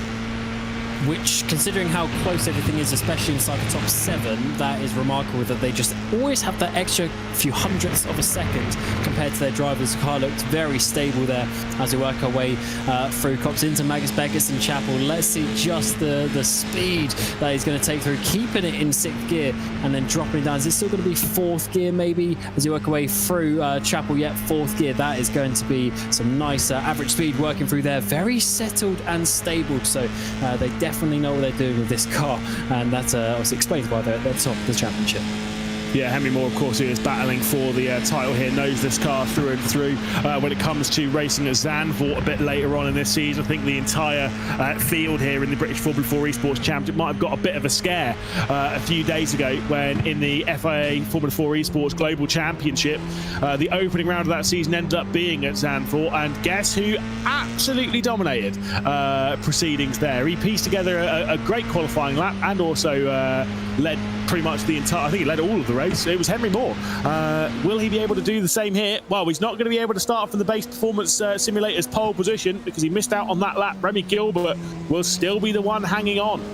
Oh my word, he's just gone 2 tenths quicker as well. So Henry Moore only improved by, I don't know if you saw that, he improved by 2 thousandths of a second from his second to his third lap. But Gilbert goes almost a couple of tenths faster and puts his foot down for this pole position. Moreno also improves by a little bit, stays in 3rd place. So the top 3 improving their laps, but staying in the same position. Here comes the BS Competition's number 93 of Will Murdoch as he comes across the line. Is he going to get himself up any higher? No, stays in 8th. So there we go. No major switches late on there. Alexander Strabel having a bit of a spin. 40 seconds left to go. Pablo Espes will not be able to complete the lap time here. We'll see him still take a little bit of a trip around this circuit. But it does seem as though, unless anyone else remains on a time, that Remy Gilbert will be the 4th driver this season to take a base performance simulator's pole position. And of course, for a driver who is up there in the title fight, he had his podium streak ended in the last race. He finished in 9th position, but before that was on 5 consecutive podiums. The only important bit is the only driver in the top 5 of the championship yet to take a victory in 2025. Indeed, and it's I just noticed something. The top 5 in the qualifying are the top 5 in the championship, so so close. And ironically, though, only 2 of those top 5s got a podium in the last race. Interesting. Well, Team Bennett will lock out the front row with Remy Gilbert and Henry Moore in 1st and 2nd. Danny Moreno in 3rd position with Matt Caruana in 4th. Leo Brown for Drive Lounge Racing in 5th position with Augustin Talashi, meaning both TCE sports cars will start on in the top 3 rows. Shomi Shintani in 7th position with Will Murdoch there. Ryan McAuliffe in 9th position with Charles Genet, who did improve late on in the session for Aztec Racing. Connor Jupp and Iggy Smith in 11th and 12th positions. Kieran Harding, Gergo Bowdy, Robin Glarham and Jonathan Riley will return as well with Lucas Herman and Will Chadwick. Probably disappointed with the current running down in 18th position. Rope Kirkapau with Pablo Espes. Ollie Stone, Mr. Boxman, will be starting from 21st in the 21 alongside his teammate Corioline in 22nd position. Diana Perez and Alexander Strabel, who went for a spin there at the end of the session, will start from 24th. Anna Maria Di Pasquale will start from 25th position alongside Olivia Hayward, Izzy Matthews, Charles Wimbley, Joel Hull and Pedro Silva for the Aston Martin Aramco Esports team. Was unable to qualify. Same with Joel Hull after exclusions from qualifying. So we can see them preparing to take to the grid. Great qualifying, great pole position there from Remy Gilbert. He's proven that he can grab podiums. Can he grab that victory, though? We've seen him win before. This, though, feels like it might be a bit of a challenge against a teammate. Yes, and it is quite important, though. So no drop rounds here. It's 26 points of Caruana. He's going to need a victory again in the second half of the season, and this could be a good place to do so. But from what we saw in the Formula 4 1600s, there's going to be a lot of slipstream here, and let's see who comes out on top. Yes, indeed. So we are prepared and ready to go. 20 minutes onto the clock with, once again, a Team Fennec front row lockout with Remy Gilbert and Henry Moore in the front row. Moore will drop straight into the slipstream with his teammate as they head their way into the opening corner. Danny Moreno will remain in third position with Caruana, Brown, Torlashi, Shintani. It's Murdoch and McAuliffe that were switching positions there for 8th and 9th position, with 8th going the way of Ryan. McAuliffe looks to the outside and to the inside. A bit of 3 wide there as Danny Moreno was trying to sneak his way around the outside of Matt Caruana and Henry Moore, and will indeed find his way through. Great move from Moreno. And here comes Caruana, though, with the run, the momentum up the inside, 3 wide. He's going to get a bit of slipstream from Gilbert leading the way, who actually goes back to the middle to give slipstream to his teammate. Can Caruana complete this up the inside of a 3 wide situation? Moreno's on the outside. Henry Moore is a bit of a tricky situation. They fall in line single file as Brown looks on in 5th place.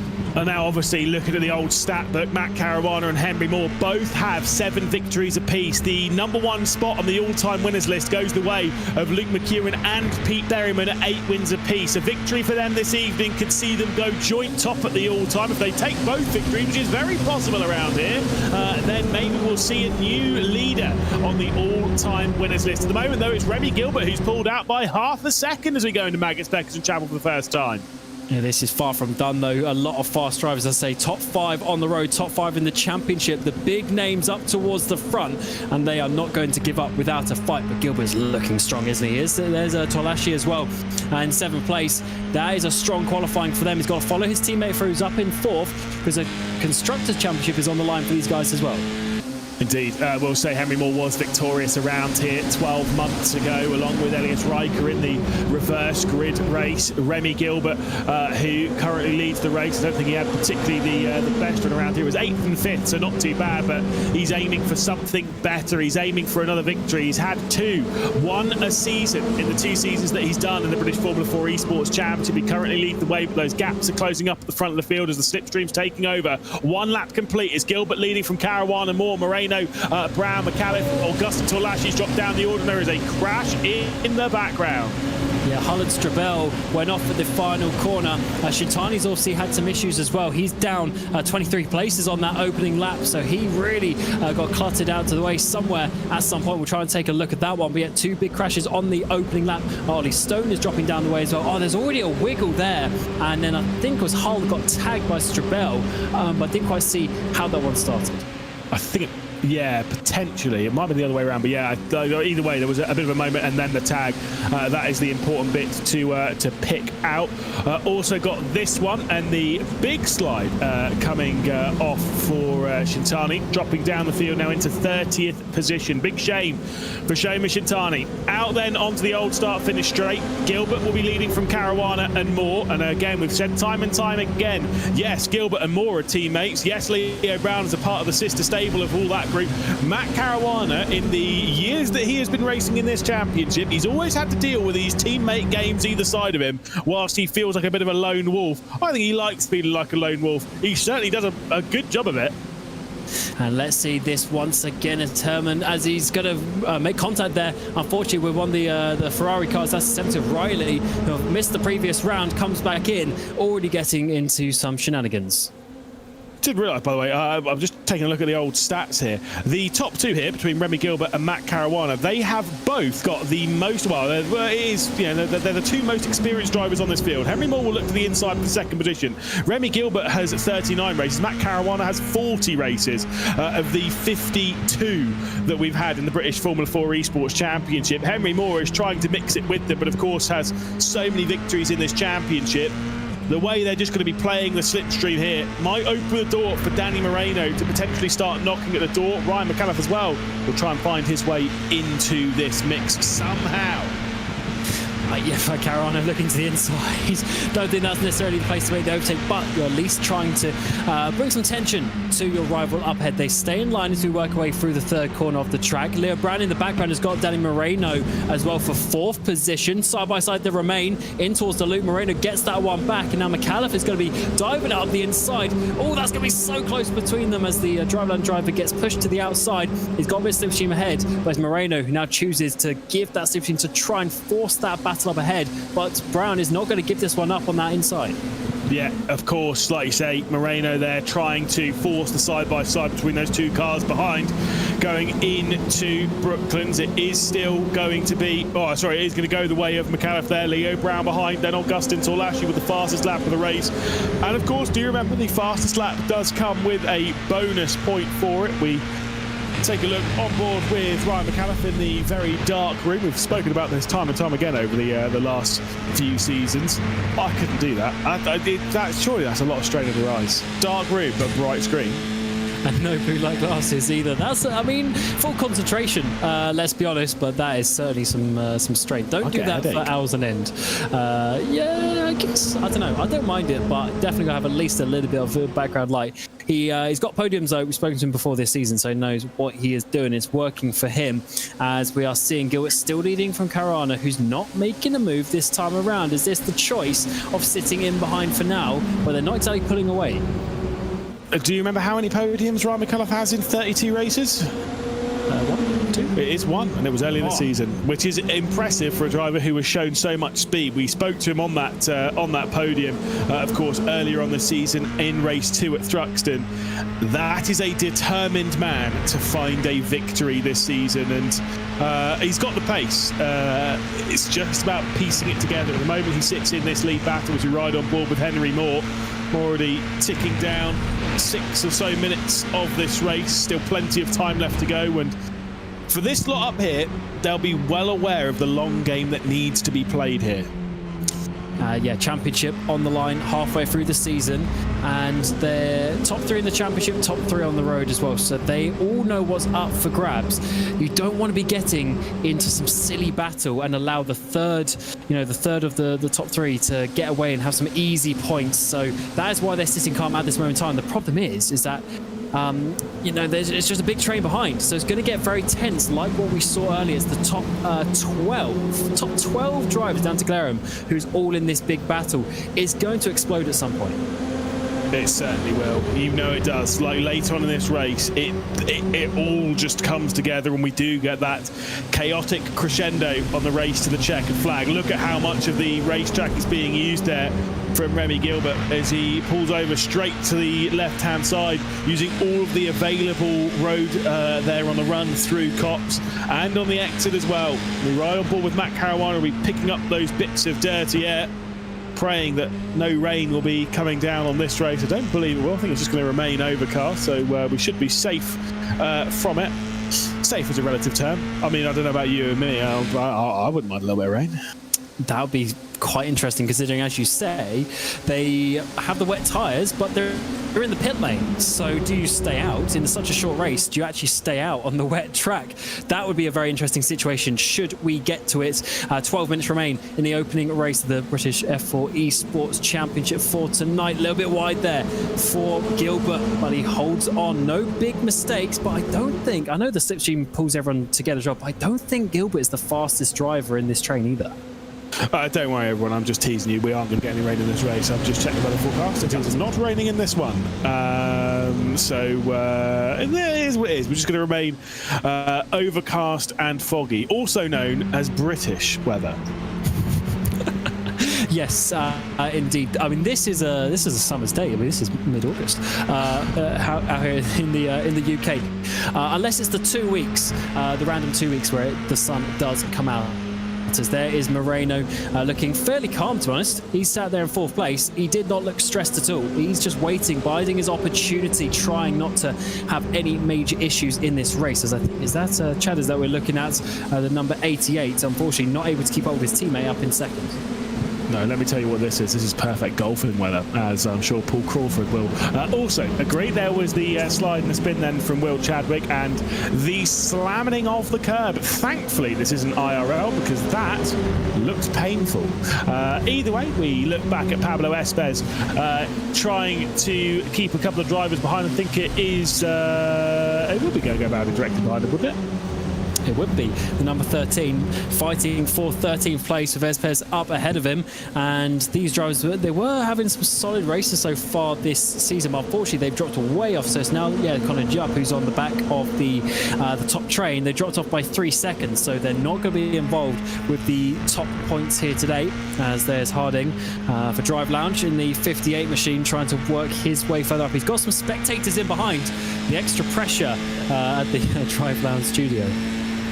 Yeah, of course, trying to keep an eye on how this race is unfolding for Harding. He's dropped back a couple of positions on this lap. He's dropped back behind Gergabaldi and Pablo Espes. That's why he's running in 15th, started the lap in 13th, right onto the rear end of Gergabaldi. He said before, time and time again, a well-established driver in the world of sim racing, multiple WTCR Esports champion. He's even beat me in a couple of races, so you know, pretty solid driver there. Remy Gilbert currently leads. Matt Caruana, Henry Moore behind. I don't think Zach Sweeney's ever beat me in a race.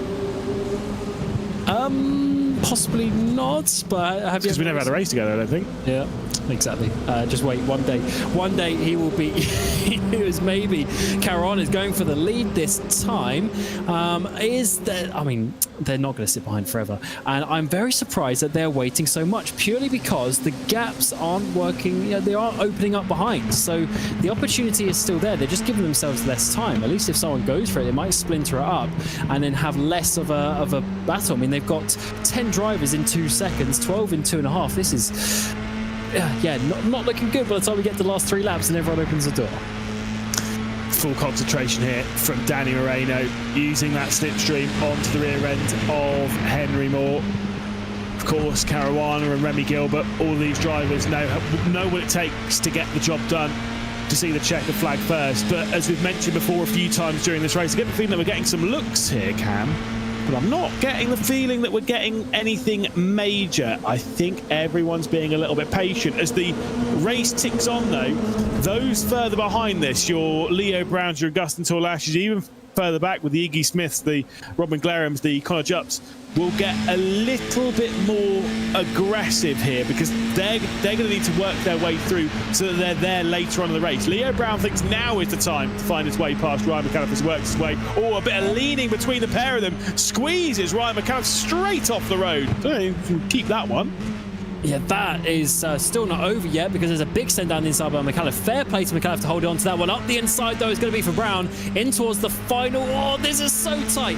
Sausage curve on the inside. They give each other room just about. Enough downforce there, but he's having to defend to the inside now, because Talashi is trying to get involved as well. Up the inside, McAuliffe in towards the first corner. Brown might effectively lose 2 places, or force McAuliffe to lose 2 places here. Talashi dives it down the inside. 3 wide we go. We're trying to get Murdoch on the outside as well. Yeah, this is getting a little bit hectic for those drivers that are further down. Big contact there for Augustin Torlashi as he battles with Will Murdoch. Now trying to find his way around the outside of Charles Genet and Ryan McAuliffe as well in all of this. They're side by side up ahead. It's going to give it a little bit of slipstream to the rear end of Ryan McAuliffe as they work their way into Brooklands. Big breakaway happening then in that top group. Through the middle comes Will Murdoch. Iggy Smith on the inside, the Aston Martin Aramco Esports team car. That distinctive green that sees its way around the outside of the 214, trying to knock at the door, getting squeezed off by Murdoch as well. And this has worked out perfectly for Leo Brown. Over a second is the gap now between 5th and 6th place. And so now it's just a top 5 breakaway. Top 5 in the championship. Genet is leading the way. Hey, will he do it on the exit of Stowe, though? Cops, I should say, yes, he can. And this is not good for Tolashi. He's going backwards and backwards, and unfortunately these guys are losing so much time now. They are batting. This is why they didn't do it for the last 3 or 4 laps. They were waiting for the opportunity. Leo Brown saw his, and now he's trying to push his way further forward. McAuliffe, that's really not worked out nicely for him. Dropped from 5th down to 7th. Connor Jupp, we now see picking up the slipstream of Robin Glarum. Williams versus Alpine, you can see there, and we'll see if there is going to be the switch here. The number 35 knocking at the door at TCT Esports as well, not too far off the rear of this, in the hands of Augustin Torlashi, who has the fastest lap of this race, straight around the outside and completely ignoring track limits as if it was a touring car race around here at Silverstone, goes Robin Glarum. And this is far from over, is it? These battles, just over 5 minutes to go in this race. We've probably got about 3 laps remaining, and it looks like, yeah, top 5 broken away, but the next 5-6 cars, they are fighting for some crucial points in their own drivers and teams championship battle. Maybe a bit less points here compared to a race win, but so important if you want to be getting up there in the standings. Here is Smith currently in 9th position, but look at all the cars ahead that he's trying to find a way to try and get through, but unfortunately not this time around. Murdoch is looking strong for BS competition this time. Let's get the run out onto the Wellington straight.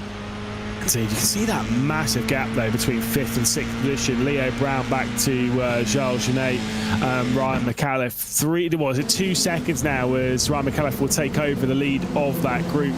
That is, especially when battling, a fairly insurmountable gap.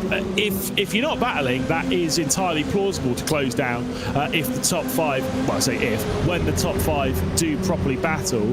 But as the race ticks on, it becomes less and less likely, as we now see on board with Will Murdoch. A bit of a look to the outside of Charles Genet. Not quite find that move to try and get past the feisty Frenchman for the Aztec Racing team. Can they hold? Of course, both Aztec cars running pretty strongly here in 6th and 7th position between McAuliffe and Genet. Yeah, it's a lot stronger of a round for them, but I mean, can they work together to hold on with a bit of a slipstream games? We saw earlier, though, it's not that you can't overtake around here. They're just trying to be sensible when they can do it, probably because it's the opposite. There's too many places where you can try and do it around here, but the laps do tick down. A couple to go. Gilbert still leads from Caruana, Moore, Moreno, Brown, like we've seen for the last few laps, but I doubt they're just going to let Gilbert have a nice, easy victory here. It's just not going to happen. No, there is no way on earth that Matt Caruana, championship leader, is going to let Remy Gilbert, one of the drivers who he is in contention with, cruise to the checkered flag without challenge. 3 minutes and 30 seconds left to go. Penultimate lap of the race begins. 5 in that battle for the race leaders. Leo Brown sets the fastest lap of the race. A look to the outside coming in from Danny Moreno for that final step on the podium. TC Esports knocking at the door. Will Murdoch for BS competition drops his way down the field. There has been drama behind. Yeah, he's lost about 4 places there, unfortunately. So there must have been a little bit of contact, maybe with Smith, maybe with Genet in that battle around 7th, 8th position. Unfortunately for the BS competition driver who, their team obviously won the reverse grid race last year at this track, but not this time around, at least not in race number 1. He goes a little bit wide there through turn 2. He's gonna slows down. Yeah, must have gone off the track through the final corner and had to do the slow down by turn 3. I was going to say that looks suspiciously like your line through the opening corner there, but alas, losing a couple of spots, no comment. Well, I mean, it went right. He sliced it. Matt Caruana still looking to try and find his way through to get his 8th victory in British Formula 4 Esports, to go joint top of the all-time winners list. Henry Moore is also in contention for that trophy as well, or that accolade rather. Remy Gilbert is looking for his first victory of 2025. It would be his 6th podium of the season though. He's had an incredible run of podiums this season. He's looking for yet another one. Certainly is. A little bit of a defensive line this time around. Gilbert knows it's coming, and it's a big defensive line actually for Moore, because Moreno around the outside for TC Esports trying to make something happen. Doesn't do it this time around. That opens up the door to Brown to have a half a sniff down the inside as well. And now we're coming on to the final lap. So this is when the driver's going to start taking some risks. Moreno doesn't really go for the overtake, but tries to get more offline. But actually now it's going to be Brown who tries to come into that one, but can't quite make it work. Final lap time, the white flag is out. Gilbert's led from the start, but will he lead one more lap? 5 cars battling for victory. The top 5 in the championship. They are out of order from that championship order, though. It is Gilbert from Caruana, from Moore, from Moreno, from Brown. Gilbert in 3rd in the championship. Caruana the championship leader. Henry Moore 2nd of the championship. Moreno and Brown are the correct way around in 4th and 5th. I'm sure Brown will look to try and get past Moreno in the near future to try and sneak some more points for not only heat, but also for Drive Lounge Racing. Final run out onto the Wellington Straight, as we'll see if Remy Gilbert is able to hang on. Big defensive line. Matt Caruana going back on the attacker. Look to the outside as they go into Brooklands. I like that from Gilbert, looking very calm, but looking in his rearview mirror 3-4 times as he tries to hold on to this position. Caruana almost pushing the 54 as you work our way through Luffield out on to this very all-important straight, because this works your way up to Cops, and then the final run to the checkered flag. It is going to be a huge defensive line to the inside for Gilbert. Caruana's surely not going to send it to the outside here, but could send it up the inside. You've got to keep the momentum going. Can't let Moore have an opportunity to make it a 1-2 for Bennett. Do like that Gilbert, though, is being proactive on his defence. He's basically driving it to the inside and saying, look, here's where I'm going. You figure it out past that point. Through Maggots and Beckett's and Chapel for the final time. We ride on board with Matt Caruana, who currently sits second in this race. The championship leader by 13 points over Henry Moore. He'll be extending that ever so slightly, courtesy of Moore being behind. But Remy Gilbert will be determined to hang on to the race lead, to take his first victory of the season, to allow his teammate Henry Moore to maybe find his way through and make it a 1-2 for Bennett. Here comes the look to the outside from Caruana. He'll try and go for the up and under as they work their way through Stowe. Final chicane still to go. Big kick of oversteer coming in from Remy Gilbert. Matt Caruana is going to go full send to the outside here. Will he be able to get past the Team Bennett driver? He's got the inside as they head their way through the final turn. And Matt Caruana is going to find his way through into an 8th victory as he goes joint #1 on the all-time winners list. A drag race to the line, though, could see Henry Moore stealing it away. Who will it be as it comes across the line? It is Caruana from Moore from Gilbert, separated by under 0.2 of a second. Moreno and Leo Brown make it half a second between the top 5. Incredible scenes, but it is a magical 8th for Caruana. I thought he left that too late, but he made it work. The outside of the chicane, what a move. Gilbert pushed wide onto the rumble strip as well, lost that second position. So Henry Moore gaining a few more points on his teammate. They finish in championship order. This was quite something from Caruana. Your championship leader putting everything on the line. He didn't necessarily need the points, but it definitely helps around the outside. I mean, it's half a car length back, but Gilbert gave him the space, to be fair.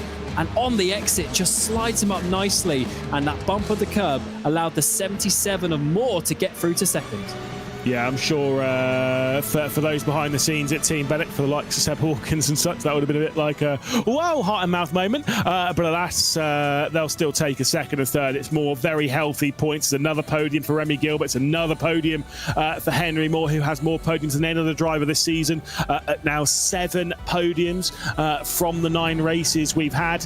And of course, the big talking point heading into the second race is the reverse grid. What number will it be? 12. Wow, it is going to be a big one. That will not be ideal for the likes of Matt Caruana, who will take victory. That certainly is ideal. It is an 8th one of his British Formula 4 Esports career and a 3rd one of the season. Henry Moore then will finish in 2nd position with Remy Gilbert in 3rd. Danny Moreno in 4th with Leo Brown. Ryan McAuliffe and Charles Genet then in 7th position. Iggy Smith will finish in 8th with Robin Glaren and Colin Jupp rounding out the top 10. Leo Brown taking that fastest lap point as well, whilst finishing in 5th position. Augustin Torlashi couldn't make up for the great qualifying, unfortunately dropping down into 11th position. Still some solid points for TC Esports. Will Murdoch in 12th, Pablo Espez in 13th, with Gogo Bowdy, Kieran Harding, and then Pedro Silva. Corey Elaine in 17th position with Diana Perez. Of course, Ollie Stone and Will Chadwick with the spin there, the teammate of our race winner. Joel Hole,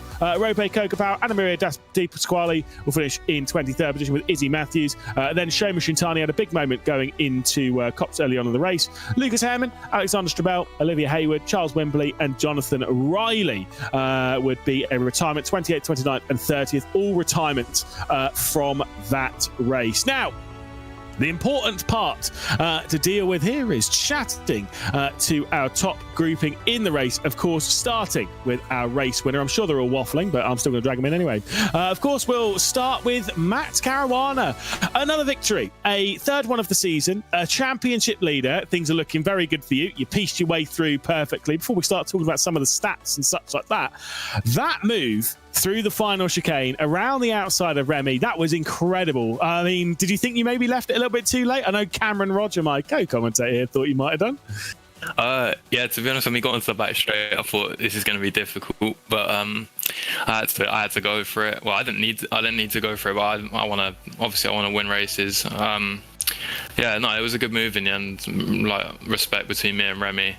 And yeah, it was pretty tight, but yeah, I feel like we both gave each other enough room, and yeah, it was a good race. You and Remy are the two most experienced drivers in the British Formula 4 Esports Championship. You have one more race than him, but the pair of you have done effectively the same amount of races, same percentage of them. You said there's a lot of respect between the pair of you. Obviously, you've raced quite a lot in that. You seem fairly comfortable with racing between them, and I'm sure with Henry as well. Is that how it feels? Yeah, definitely. I mean, we're all like friends on the track, off the track, whatever. So there's always going to be a few incidents. Like last week, me and Remy had the little incident, but the respect's still there, and it'll always be like that. So yeah. Other stats to talk about, of course, that's an 8th victory in British Formula 4 Esports. Means that you are now tied for first on the all-time winners list with Luke McEwen and Pete Berryman. That's got to be quite a feeling. I remember your first victory quite well, and now to have come to this point, proper title protagonist, right at the top there. What does that feel like to be on a list with names like Pete Berryman and Luke McEwen? Yeah, it's great. Like, I'm really happy to be in like a list like that, and I feel like personally I've definitely improved a lot during my time in the championship, and yeah, I want to keep improving. Obviously, I probably won't win the championship this year because of the last round missing that, but yeah, I'm gonna give it my best go anyway.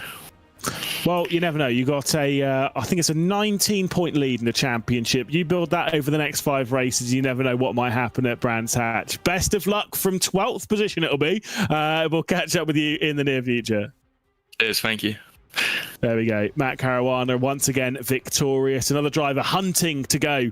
Joint lead on the all-time winners list is Henry Moore. Another podium though. 2nd place for you today. We're able to sneak through there at the final corner on your teammate Remy Gilbert whilst it was all happening in front.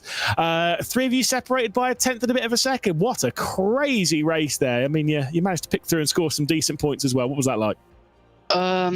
Yeah, I think the quali lap wasn't amazing, but yeah, obviously a good lap from Remy to put it on pole, and yeah, I just feel a bit bad for Remy really. I felt like he deserved that win, but obviously there was a bit of an incident at the last chicane, so that took it away from him. But yeah, obviously still good points for us in the team's championship, and yeah, so overall it's a good race one. Clearly what you think a not so great qualifying lap and what I think a not so great qualifying lap, 2 very different things. Last time you told me you didn't have a great qualifying lap, you had pole position at Zandvoort and were able to take victory in the FA Formula 4 Esports Global Championship. To have had that victory in that championship, to come into this, I mean, what's that been like as a mentality change? I mean, look, it's definitely a good confidence boost, isn't it? Obviously, the caliber of drivers in that is extremely high. So, yeah, to come away with pole and then for the race to play out how it did, yeah, I was obviously extremely happy. But yeah, it's just back to it on this now. I think everyone was expecting a bit of rain in that race one, so I don't know if anyone really did any laps in the dry to prepare for that. So it was a bit interesting in the first few minutes of practice. But yeah, look, as you said, it was obviously a good race at Zandvoort, and looking to do the same now. 12-car reverse grid. Obviously, you'll be starting then from 11th position. Obviously, going to be quite a tricky one out there. Best of luck. We'll see how you get on. Of course, your team will be starting nearby. I'm sure you'll be able to work your way through. Cheers, Henry. Cheers, guys. See you soon. There we go. Henry Moore onto the podium. The most podiums of any driver so far this season. His teammate also joined him on the podium once again, but was so close to taking that first victory of the 2025 campaign. But hey, it's still another podium. It's another top 10. You've finished in the top 10 in every single race, Remy. And of course, back on the podium after that 9th place in the second race at Alton Park. So very solid indeed, but I'm sure tough to see not taking that victory after that move from Caruana at the final turn. Yeah, I mean, I had got contact at Stowe, which gave him the run. And then I got hit again on the exit of the last corner. So, yeah, it's a bit disappointing. Haven't led the whole race and put it on pole. So, just got to recover in the second race and see what we can do. What do you think you can do, considering it is such a large pack race? I mean, we had 9 cars for quite a lot of that battling. There was 5 obviously late on in the race. What do you think is possible around here? Because this seems like it's one of those circuits that you can move through the field, but obviously those breakaway groups kind of tend to happen. Well, it depends if this next race is going to be wet or not. I'm still loading in, so I haven't quite seen it yet. But yeah, if it's wet, then it should be a little bit easier to overtake, I think. There's like a few different lines you can do, but I think in the dry, it's just a massive toe train, to be honest. So it's just about trying to pick your moves at the right time and go in places where people aren't expecting it. So yeah, let's just see what we do. I'm assuming then hoping for a wet weather race in this one then, from your point of view? Yeah, definitely. The practice in the wet has been good so far, so yeah, let's just see what we can do. Well, either way, congratulations on your base performance simulator pole position as well. Congratulations on a 6th podium, and best of luck in the upcoming race. Thank you very much. There we go. Catching up with the top 3 in the championship as well. First, second and third for them. First, second and third in the race. Another brilliant victory for Matt Caruana. Another brilliant podium, though, for Henry Moore and for Remy Gilbert. And like I say, maybe maybe some rain dances happening there for quite a few of our drivers. Oh, he's muted his mic. What a talented fellow. Unbelievable. Yeah, very static race there for quite a long time. Waiting for something to happen. Was that the rain? Was that just the sort of the way that the race went? Who knows? But what we did see is about 3 laps to go. We saw Leo Brown make that move with McAuliffe down into Stowe, and it just opened everything up. And that is why they didn't fight in the early parts of the race, because they wanted to keep that top lot together.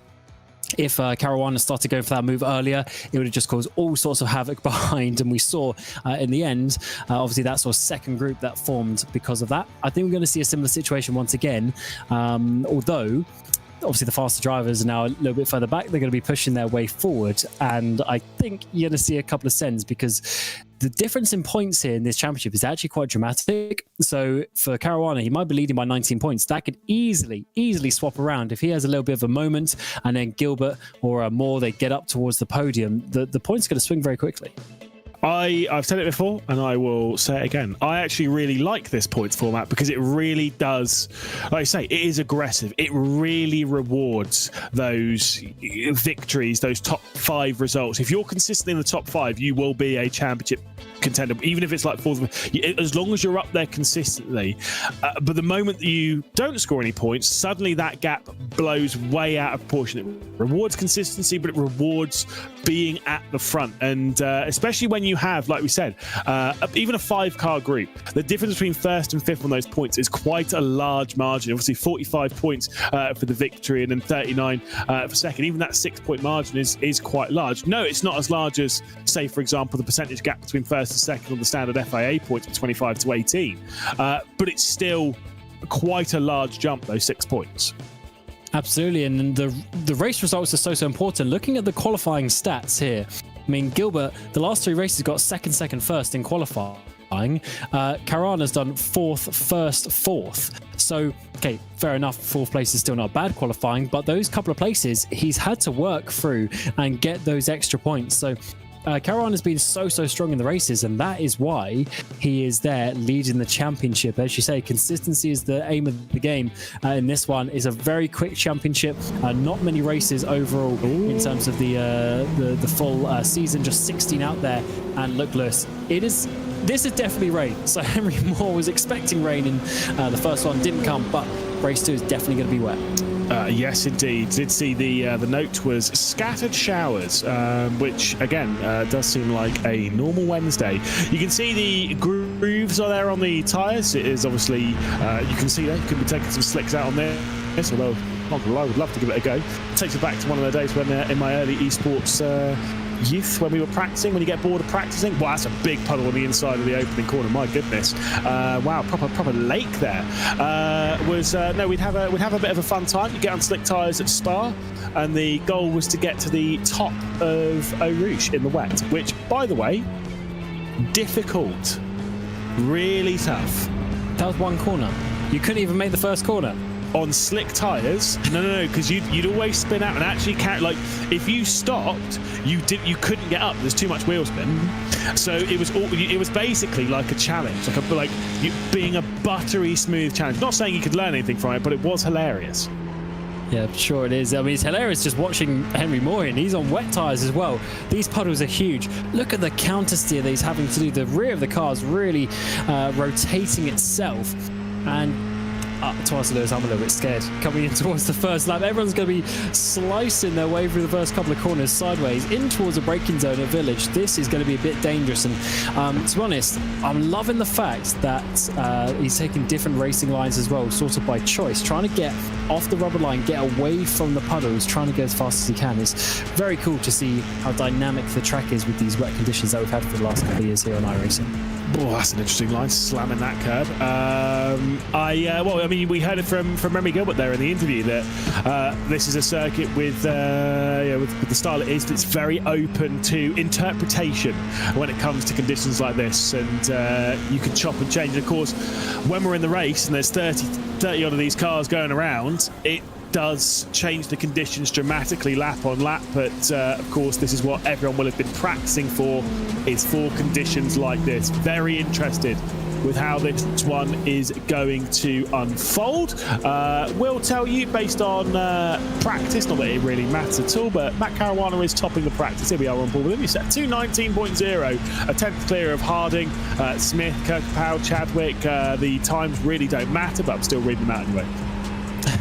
That's very interesting lap times, because this is literally just a couple of seconds faster than what the Formula Ford 1600s were doing earlier.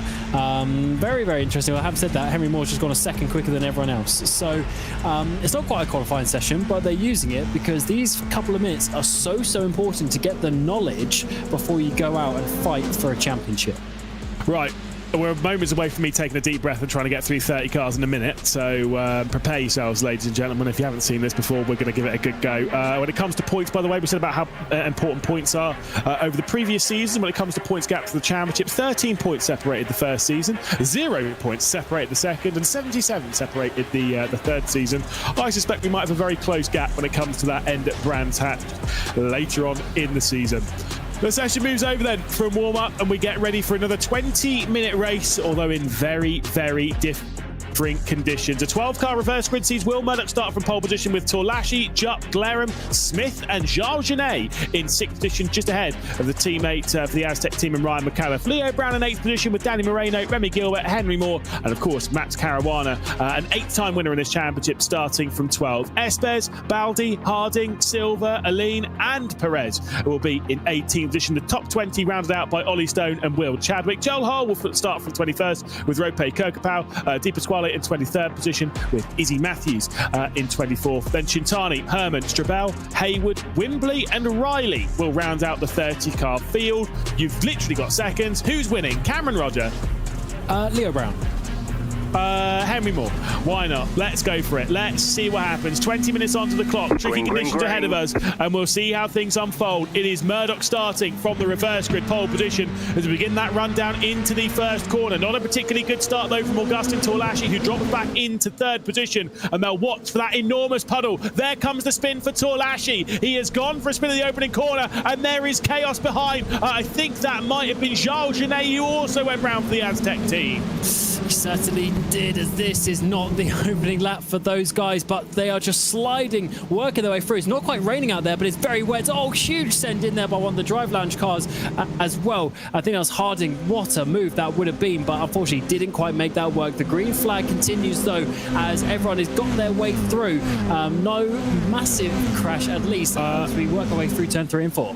Apart from one specific person missing from that list on the left-hand side. Can you guess who it is? Could it be the championship leader? Certainly is. Matt Caruana has rear right suspension damage, and he is dropping right the way down the order. There is big drama in the title race as Caruana here is struggling to wrestle this car around the Silverstone circuit. That car, I very highly doubt, will be scoring points this afternoon as he goes for a spin, understandably so in such tricky conditions with a tricky car. That is going to be impossible to drive round, and you can see how positive he looks on that face.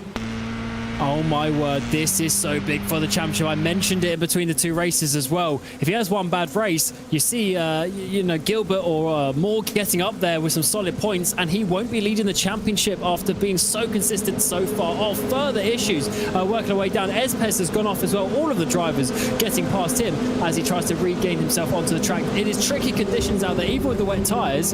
I don't think we're going to be getting all of these drivers to the end of this race. Will Murdoch here for BS Competition, trying to battle with Connor Jupp. Of course, BS Competition were victorious in this exact race 12 months ago with Elias Riker behind the wheel. A superb drive from him to take that victory. You've got Ryan McAuliffe trying to sneak his way through. Remy Gilbert as well, knocking at the door, trying to score some solid points as Will Murdoch's connection just tries to hang on all the way through this race. There comes the look to the inside from Iggy Smith. Remy Gilbert's gone straight around the outside, rather, as they work their way through the chicane. Remy Gilbert, I mean, look, he got disappointed with not taking victory in the previous race. He could be sneaking his way through to take one immediately. He's miles ahead, 3 seconds, 4 positions ahead of his teammate Henry Moore. Let's see this once again with Tolashi working his way through the first corner. Just goes in way too fast, loses the rear end already. Oh, there was the contact in the foreground as well with Genet, I think it was, going for a spin. Not ideal. Let's see this, as it's going to be some contact with the Williams car on the inside. Just the tiniest bit of contact, but you're on ice and unfortunately spun around. Yeah, you really need to see Caruana through all that, which is exactly what we're going to see here. So we're on board with Caruana, so you'll see the spin from Charles Genet. And there we go, it's just Genet coming straight back over. We'll say not holding his brakes. I think that's going to be, I know, obviously, blah, blah, blah, like you're still rolling, and then Stanley Alley might be on the brakes a little bit. It is what it is. You can understand in those kind of tricky scenarios. The unfortunate thing, Caruana, really out of luck in all of that. And for the driver who's been so consistent in this season, scoring points in every single race, his lowest position has been 7th up until this point. Unfortunately, that is going to last for 9 races and no more. You never know what's going to happen, but imagine if he didn't overtake Gilbert, it would have been starting on the other side of the grid. Maybe it wouldn't have happened.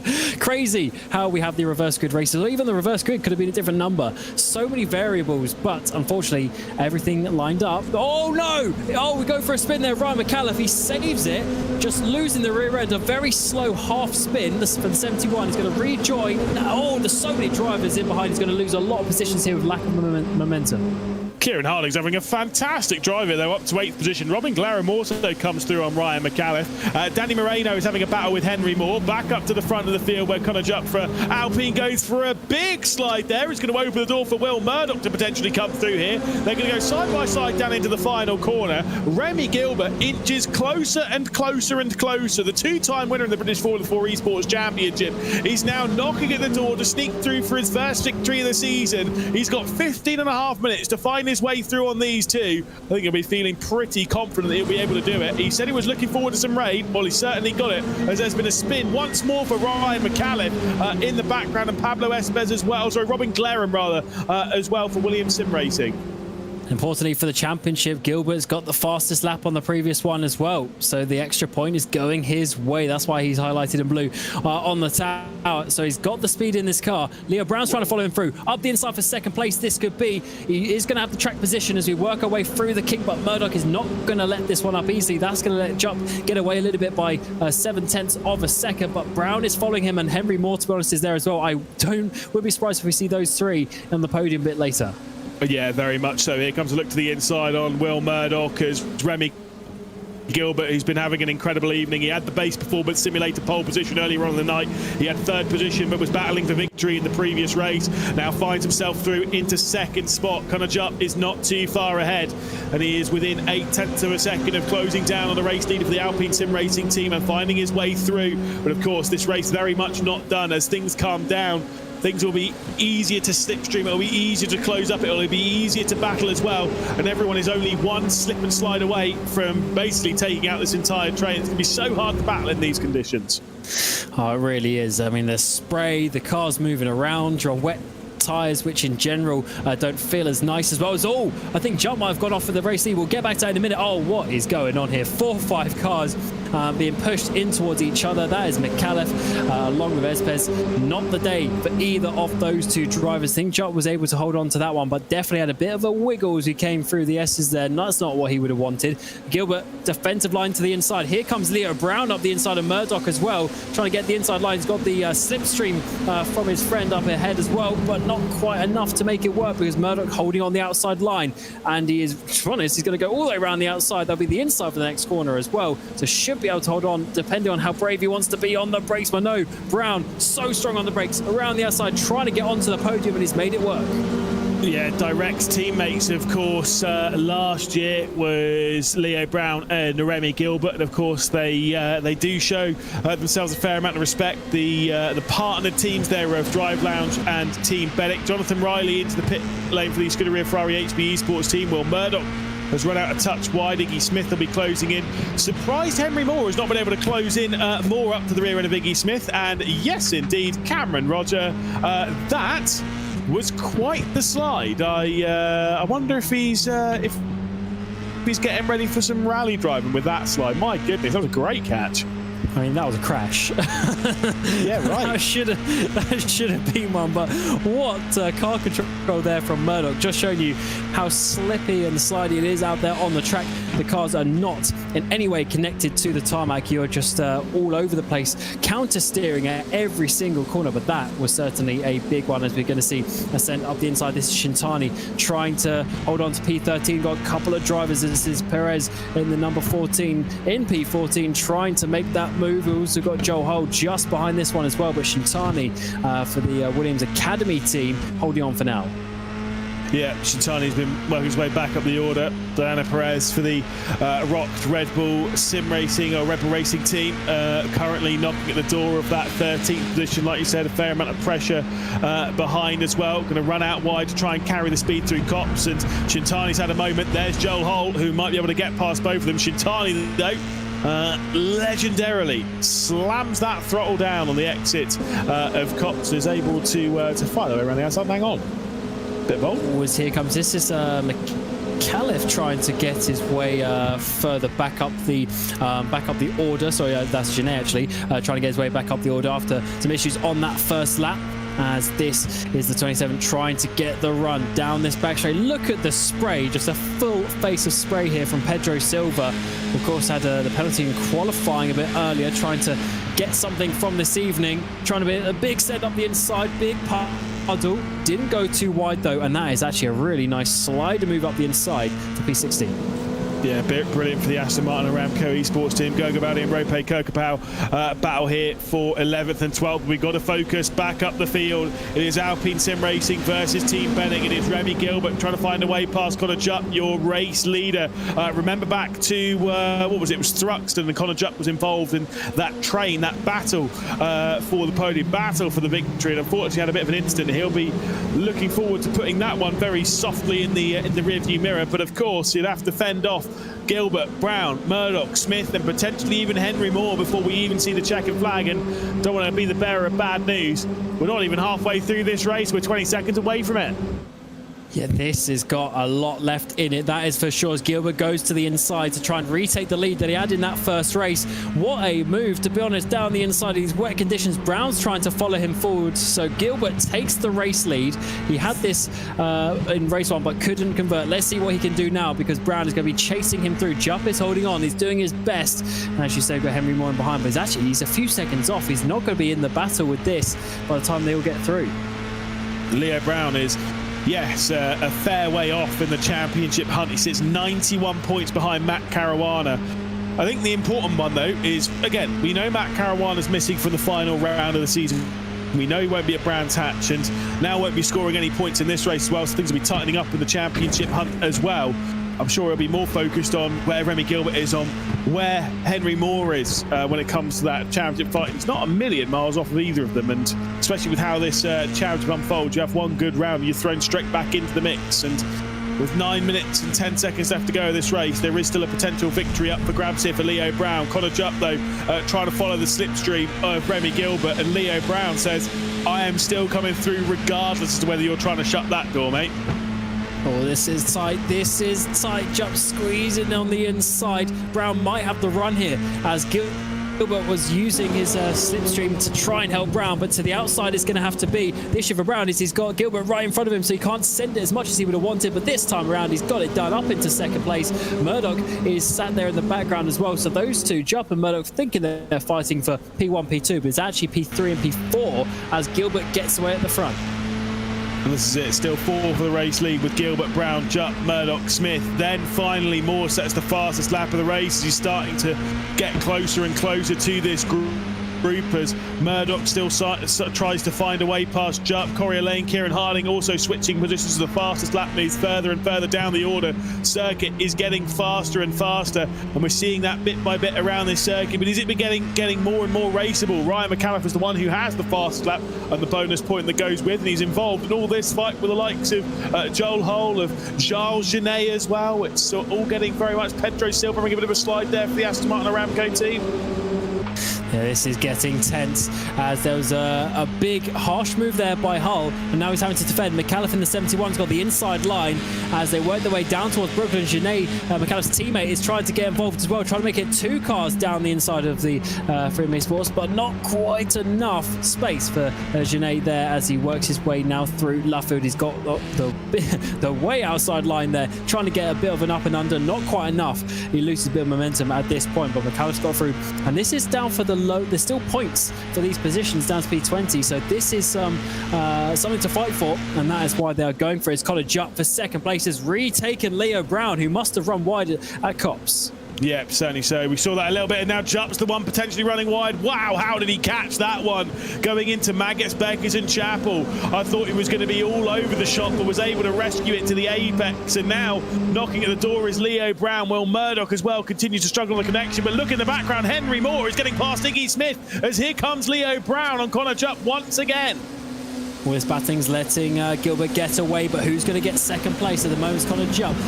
Brown goes to the outside line, tries to find some grip around there. That's going to open up the door for Murdoch to try and get through as he work away down the hill in towards the final chicane. Big send time if you want to make something happen. 6.5 minutes remaining of this race, about 3 laps to go by the time they get to the line, although the speed is getting quicker. But yeah, no, it will be 3 laps to go at the line, so still plenty of time around this very long circuit to try and make a move. And as you say, Lewis, Henry Moore's in the background now. He's up into 5th place. He's got the fastest lap. Don't count him out, getting up into 2nd at least. Yeah, Will Chadwick also then has now taken the fastest lap, but Henry Moore importantly then was quicker on that lap than all the drivers that are around him, and the potential chance of grabbing second is up for offer. Leo Brown looks down the inside of Connor Jupp once again. The Alpine sim racing driver gives the room as they go through Village, then into Loop in these incredibly difficult conditions. These doors slightly open, they flick their way through Aintree, now back onto the Wellington straight. It is Jupp leading from Leo Brown, from Murdoch, from Moore, from Iggy Smith in this battle for second position. 2 seconds clear is Remy Gilbert, who is looking like he is set in stone. This victory, his first victory of 2025, as Henry Moore continues to look. Leo Brown is going to try and make the move, and he does find his way through for Drive Lounge Racing.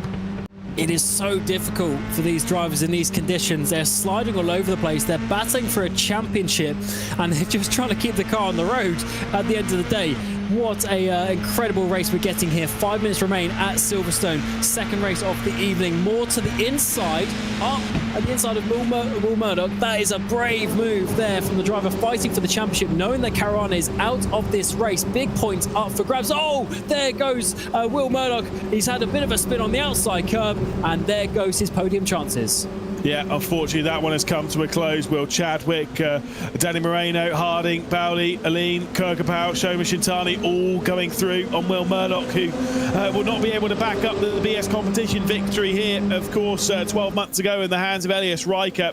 You can see the gap there between first and second. You can see it's 2.5 seconds. You can see Connor Jupp, though, is hiding behind the rear wing of Leo Brown. Now peeks out as they work their way into the slight dab of the brakes, flicking into the right-hander, into Stowe. That's going to open the door for Henry Moore to come through. Can he find his way past Jupp?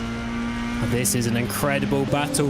The podium place is up for grabs. Can he make it work around the outside? Jupp hasn't gone in deep. That's opened up the door. More around the outside, up into third place. But having said that, the switchback has worked. And can Jupp get this back?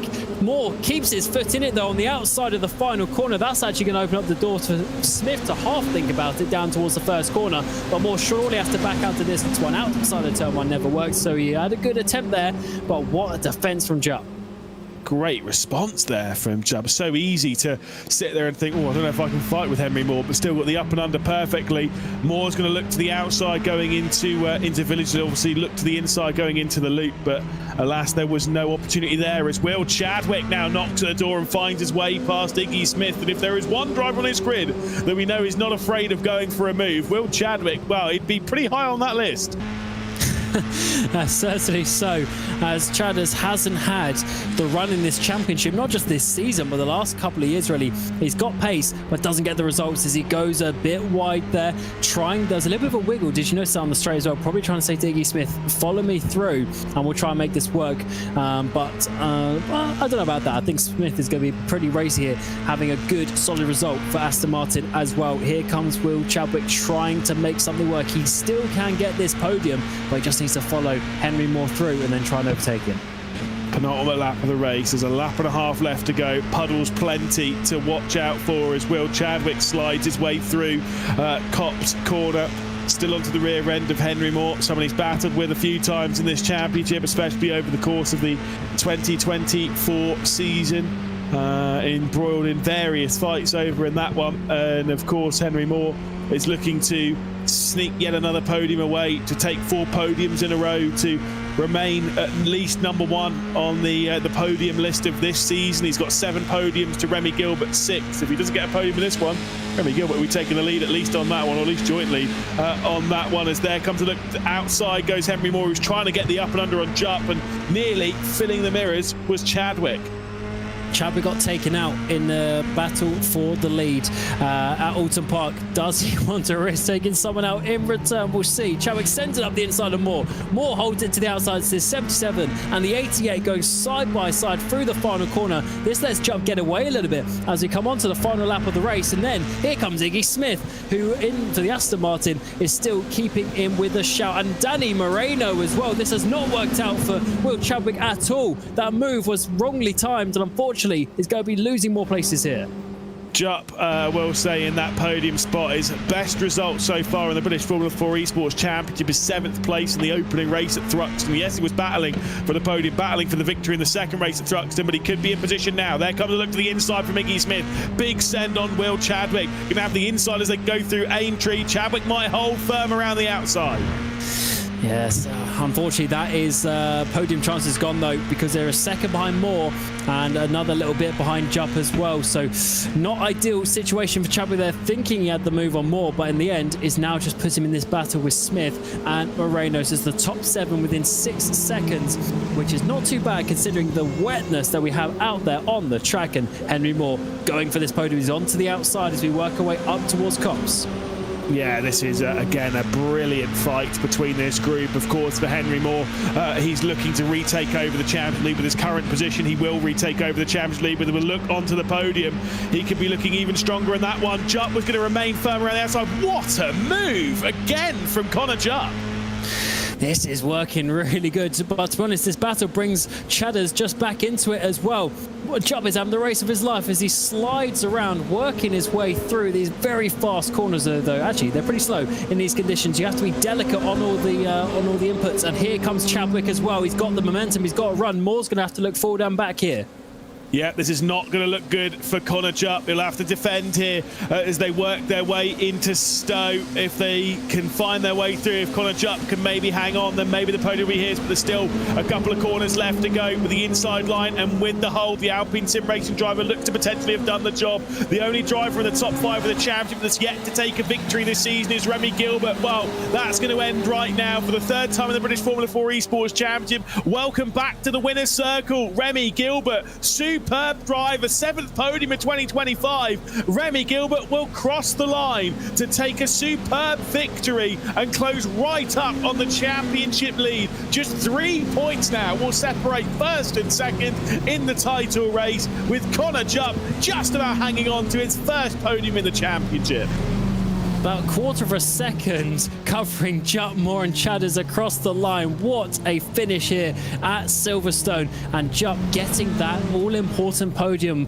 I mean, it was there in terms of the reverse grid, but he was able to hold on to it. And, you know, unfortunately, Will Murdoch, who was also in that similar situation, had a spin from that one, but the 35 holding on, only 5 seconds off the lead as well. Well done to Alpine there, getting on the podium. Well, the title race is going to be closing up quite a lot after this one. Here are your provisional results after 9 frantic and very wet laps here at the Silverstone Grand Prix circuit, the home of British Motorsport. It is Remy Gilbert, Leo Brown and Connor Jupp, the top 3 who will be catching up with after this. Henry Moore will miss out on the podium, but will take over the championship lead by 3 points over his teammate. Will Chadwick in 5th position with Iggy Smith, Danny Moreno, Kieran Harding, Corey Aline and Rope Kirkapau will be the top 10, with Chadwick setting the fastest lap of the race. Shoma Shintani in 11th position with Gergo Bowdy. Will Chadwick in 13th position with Ryan McAuliffe in 14th spot. Pedro Silva in 15th with, of course, Robin Glarum, Charles Genet, Joel Holt, Deanna Perez and Ollie Stone, the boxman himself, down in 20th position. Charles Wimbley in 21st position with Olivia Hayward. Anna Maria Di Pasquale in 23rd position with Matthews Torlashi. A disappointing race there for the TC Esports driver, and Alexander Strabel, the last of the finishers. Jonathan Riley, Pablo Espes, Lucas Herman and Matt Caruana. Very importantly, the retirement from the race. Well, let's go and catch up with our top 3, starting, of course, with the race winner himself. Catching up with you after race 1, I was confident that maybe there might be an opportunity for a victory. Wet race, and boom, there you go, straight through the field. First victory of the season, a 7th podium, incredibly consistent thus far this season. But you have got that victory, that duck off your back. Yeah, exactly. I mean, I must say I got pretty lucky at the start of that one. But yeah, from there, just sort of made my way through the field. And then, yeah, just sort of put out a gap to P2 and just held it steady from there, really. Yeah, what's that like, being in the middle of all that in the opening corner when everything is going left, right and centre? You've got a car spinning on the outside, a car spinning on the inside. It's just mental in that opening corner. Yeah, I mean, it's all pretty 50-50. Luckily, I chose the right route. So, yeah, just went to the right and just managed to miss it all completely. I think it might have been P5 by the end, considering I started 10th, which is that kind of sort of set the tone for the rest of the race. I mean, from there it was I won't say nice and easy, but it was not too bad trying to work my way back through. You are now just 3 points off the championship lead. Of course, we'll have a week off, and then we'll be back for the final 3-round stretch. Of course, Knock Hill, Zandvoort, Brands Hatch GP.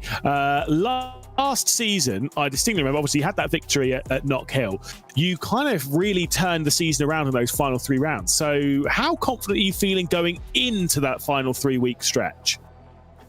Yeah, pretty good. I think Knock Hill is one of my stronger tracks. I think, Zandvoort's going to be, I think it's one of the tracks I struggle with a little bit, but yeah, I'm sure with a bit of practice I'll be there. But yeah, I'm hoping I can sort of repeat what I did last year and just suddenly just ramp it all up for the last few. But yeah, we'll just have to see how it goes. Yeah, of course, Zandvoort was round 2 last season. It was Donington Park GP that was the middle of that final trio of races. Remy, congratulations on victory. 7 podiums as well this season. We'll catch up with you in a couple of weeks' time when we go north of the border. Thank you very much, guys. Have a good evening. A brilliant drive once more from Remy Gilbert, another driver to catch up with. One of our top 5 in the championship, now takes over 4th position in the title race. It is, of course, Leo Brown, who joins us here in the commentary booth. The 3rd podium of the season. A great drive through into it as well. By the time you got up in the 2nd spot, Remy had absolutely ran away with things. It was 2.5 seconds, I think, by the time you got up into that 2nd. But what a crazy battle. Those 2 races, very different on conditions. What was it like out there? Yeah, being race one dry, it kind of threw me off a bit. I wasn't really expecting that, but yeah, managed it okay. Just struggled slightly with pace until it sort of clicked midway through. So yeah, that was good in the dry, and then yeah, I knew the rain would be my best chance at something decent today.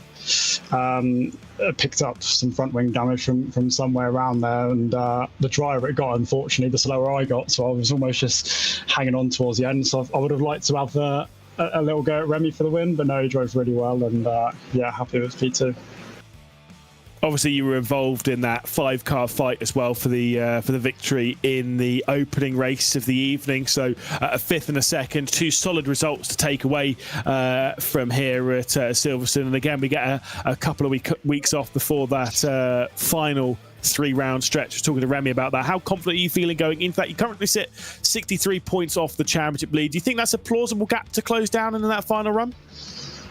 Yeah, I know I've got the ability there to do that. I think I was 80 behind coming in today, so that's nearly 20 points already. So yeah, I've just got to keep doing what I'm doing. I keep mentioning it, you know, trying to play safe and bag the points where I can and let others trip over themselves. So yeah, you got to take the points in the championship and move on. But look, anything can happen. So as long as I'm in the hunt for the last round, then yeah, you never know what can happen and who might come out on top. Great stuff for yourself and the Drive Lounge Racing team. Best of luck over the next couple of weeks and that final 3-week stretch heading into the championship finale at Donington. Brands, rather. I don't know where I'm at. Perfect. Thank you very much. There we go.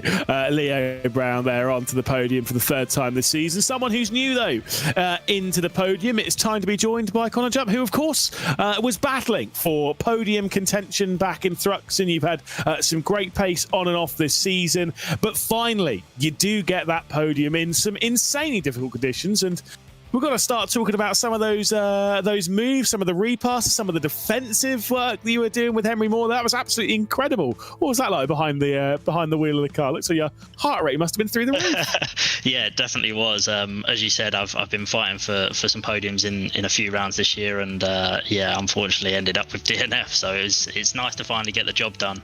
But yeah, that race was a bit crazy. Obviously, I think everyone could see I didn't quite have the pace, so I had to make make hard work a bit for the other lads, and I couldn't quite hold the front 2 boys behind, but yeah, luckily could hold on for the last step of the podium. But no, really happy with that.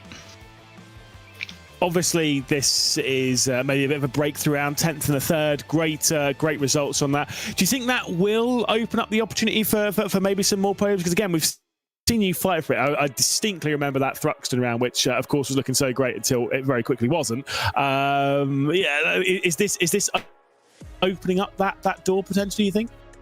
Yeah, absolutely. As you said, we was fighting for a podium at Thruxton. I was leading the race last week at Alton until an unfortunate bit of contact, bit of netcode took me out of the race. But yeah, I'd like to think that this is the start of some momentum for sure. At least we managed to get across the line in both races. That's a step forward in itself. But yeah, moving forward now, obviously, myself and my Alpine teammate Rupert is making step forwards, and we're making our way up the grid. So hopefully by the end of the year we can be fighting right at the very front.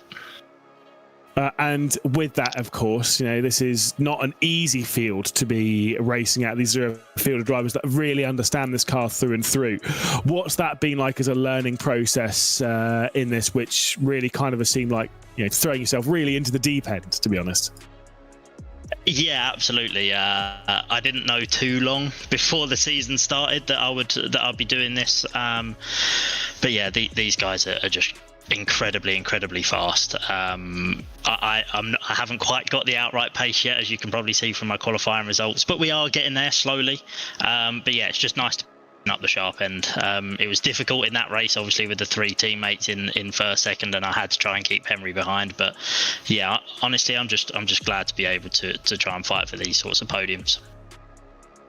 Well, thank you again. Big congratulations. Thank you for joining us here in the comedy booth. Great drive onto the podium. Thanks for putting on such a good show. Getting that battle against Henry as well. We'll speak to you soon, I'm sure. Appreciate it. Thanks, guys. There we go. Top three caught up with Connor Jupp. Fantastic drive there. Fantastic drive, though, from Remy Gilbert, who, of course, sits second in the championship now behind Henry Moore. Cam, what a superb round of racing once again at the home of British Motorsport. Yeah, that was quite something to round off a triple header. We get a week's break before the next one to finish the season. It is really hotting up in the championship. It's so close with 11 points in the top three. Anything can happen. I mean, even Leo Brown, as he was saying there, might have half an opportunity if some more shenanigans happen. And we go to the trek of shenanigans. Knock Hill up north next time round. I cannot wait for this. It has always been a turning point in the British Formula 4 Esports Championship. Yes, indeed. We're not racing next week, but when we're back in 2 weeks' time, we'll be heading north of the border to the Knock Hill circuit. It is fantastic. We only have 3 weeks left to go of the championship. Knock Hill, Zandvoort, and of course the Brands Hatch Grand Prix track to round out the 2025 season. A superb evening of racing here in the British Formula 4 Esports Championship. Of course, thank you to all of our partners. Thank you to Hugo Luis for bringing us broadcast. Thank you to yourself, Cameron Rodgers. Thanks to me, Lewis McGlade. I don't know about that one. We'll be seeing you, of course, in a couple of weeks' time. We'll be getting back on the road for the British Formula 4 Esports Championship.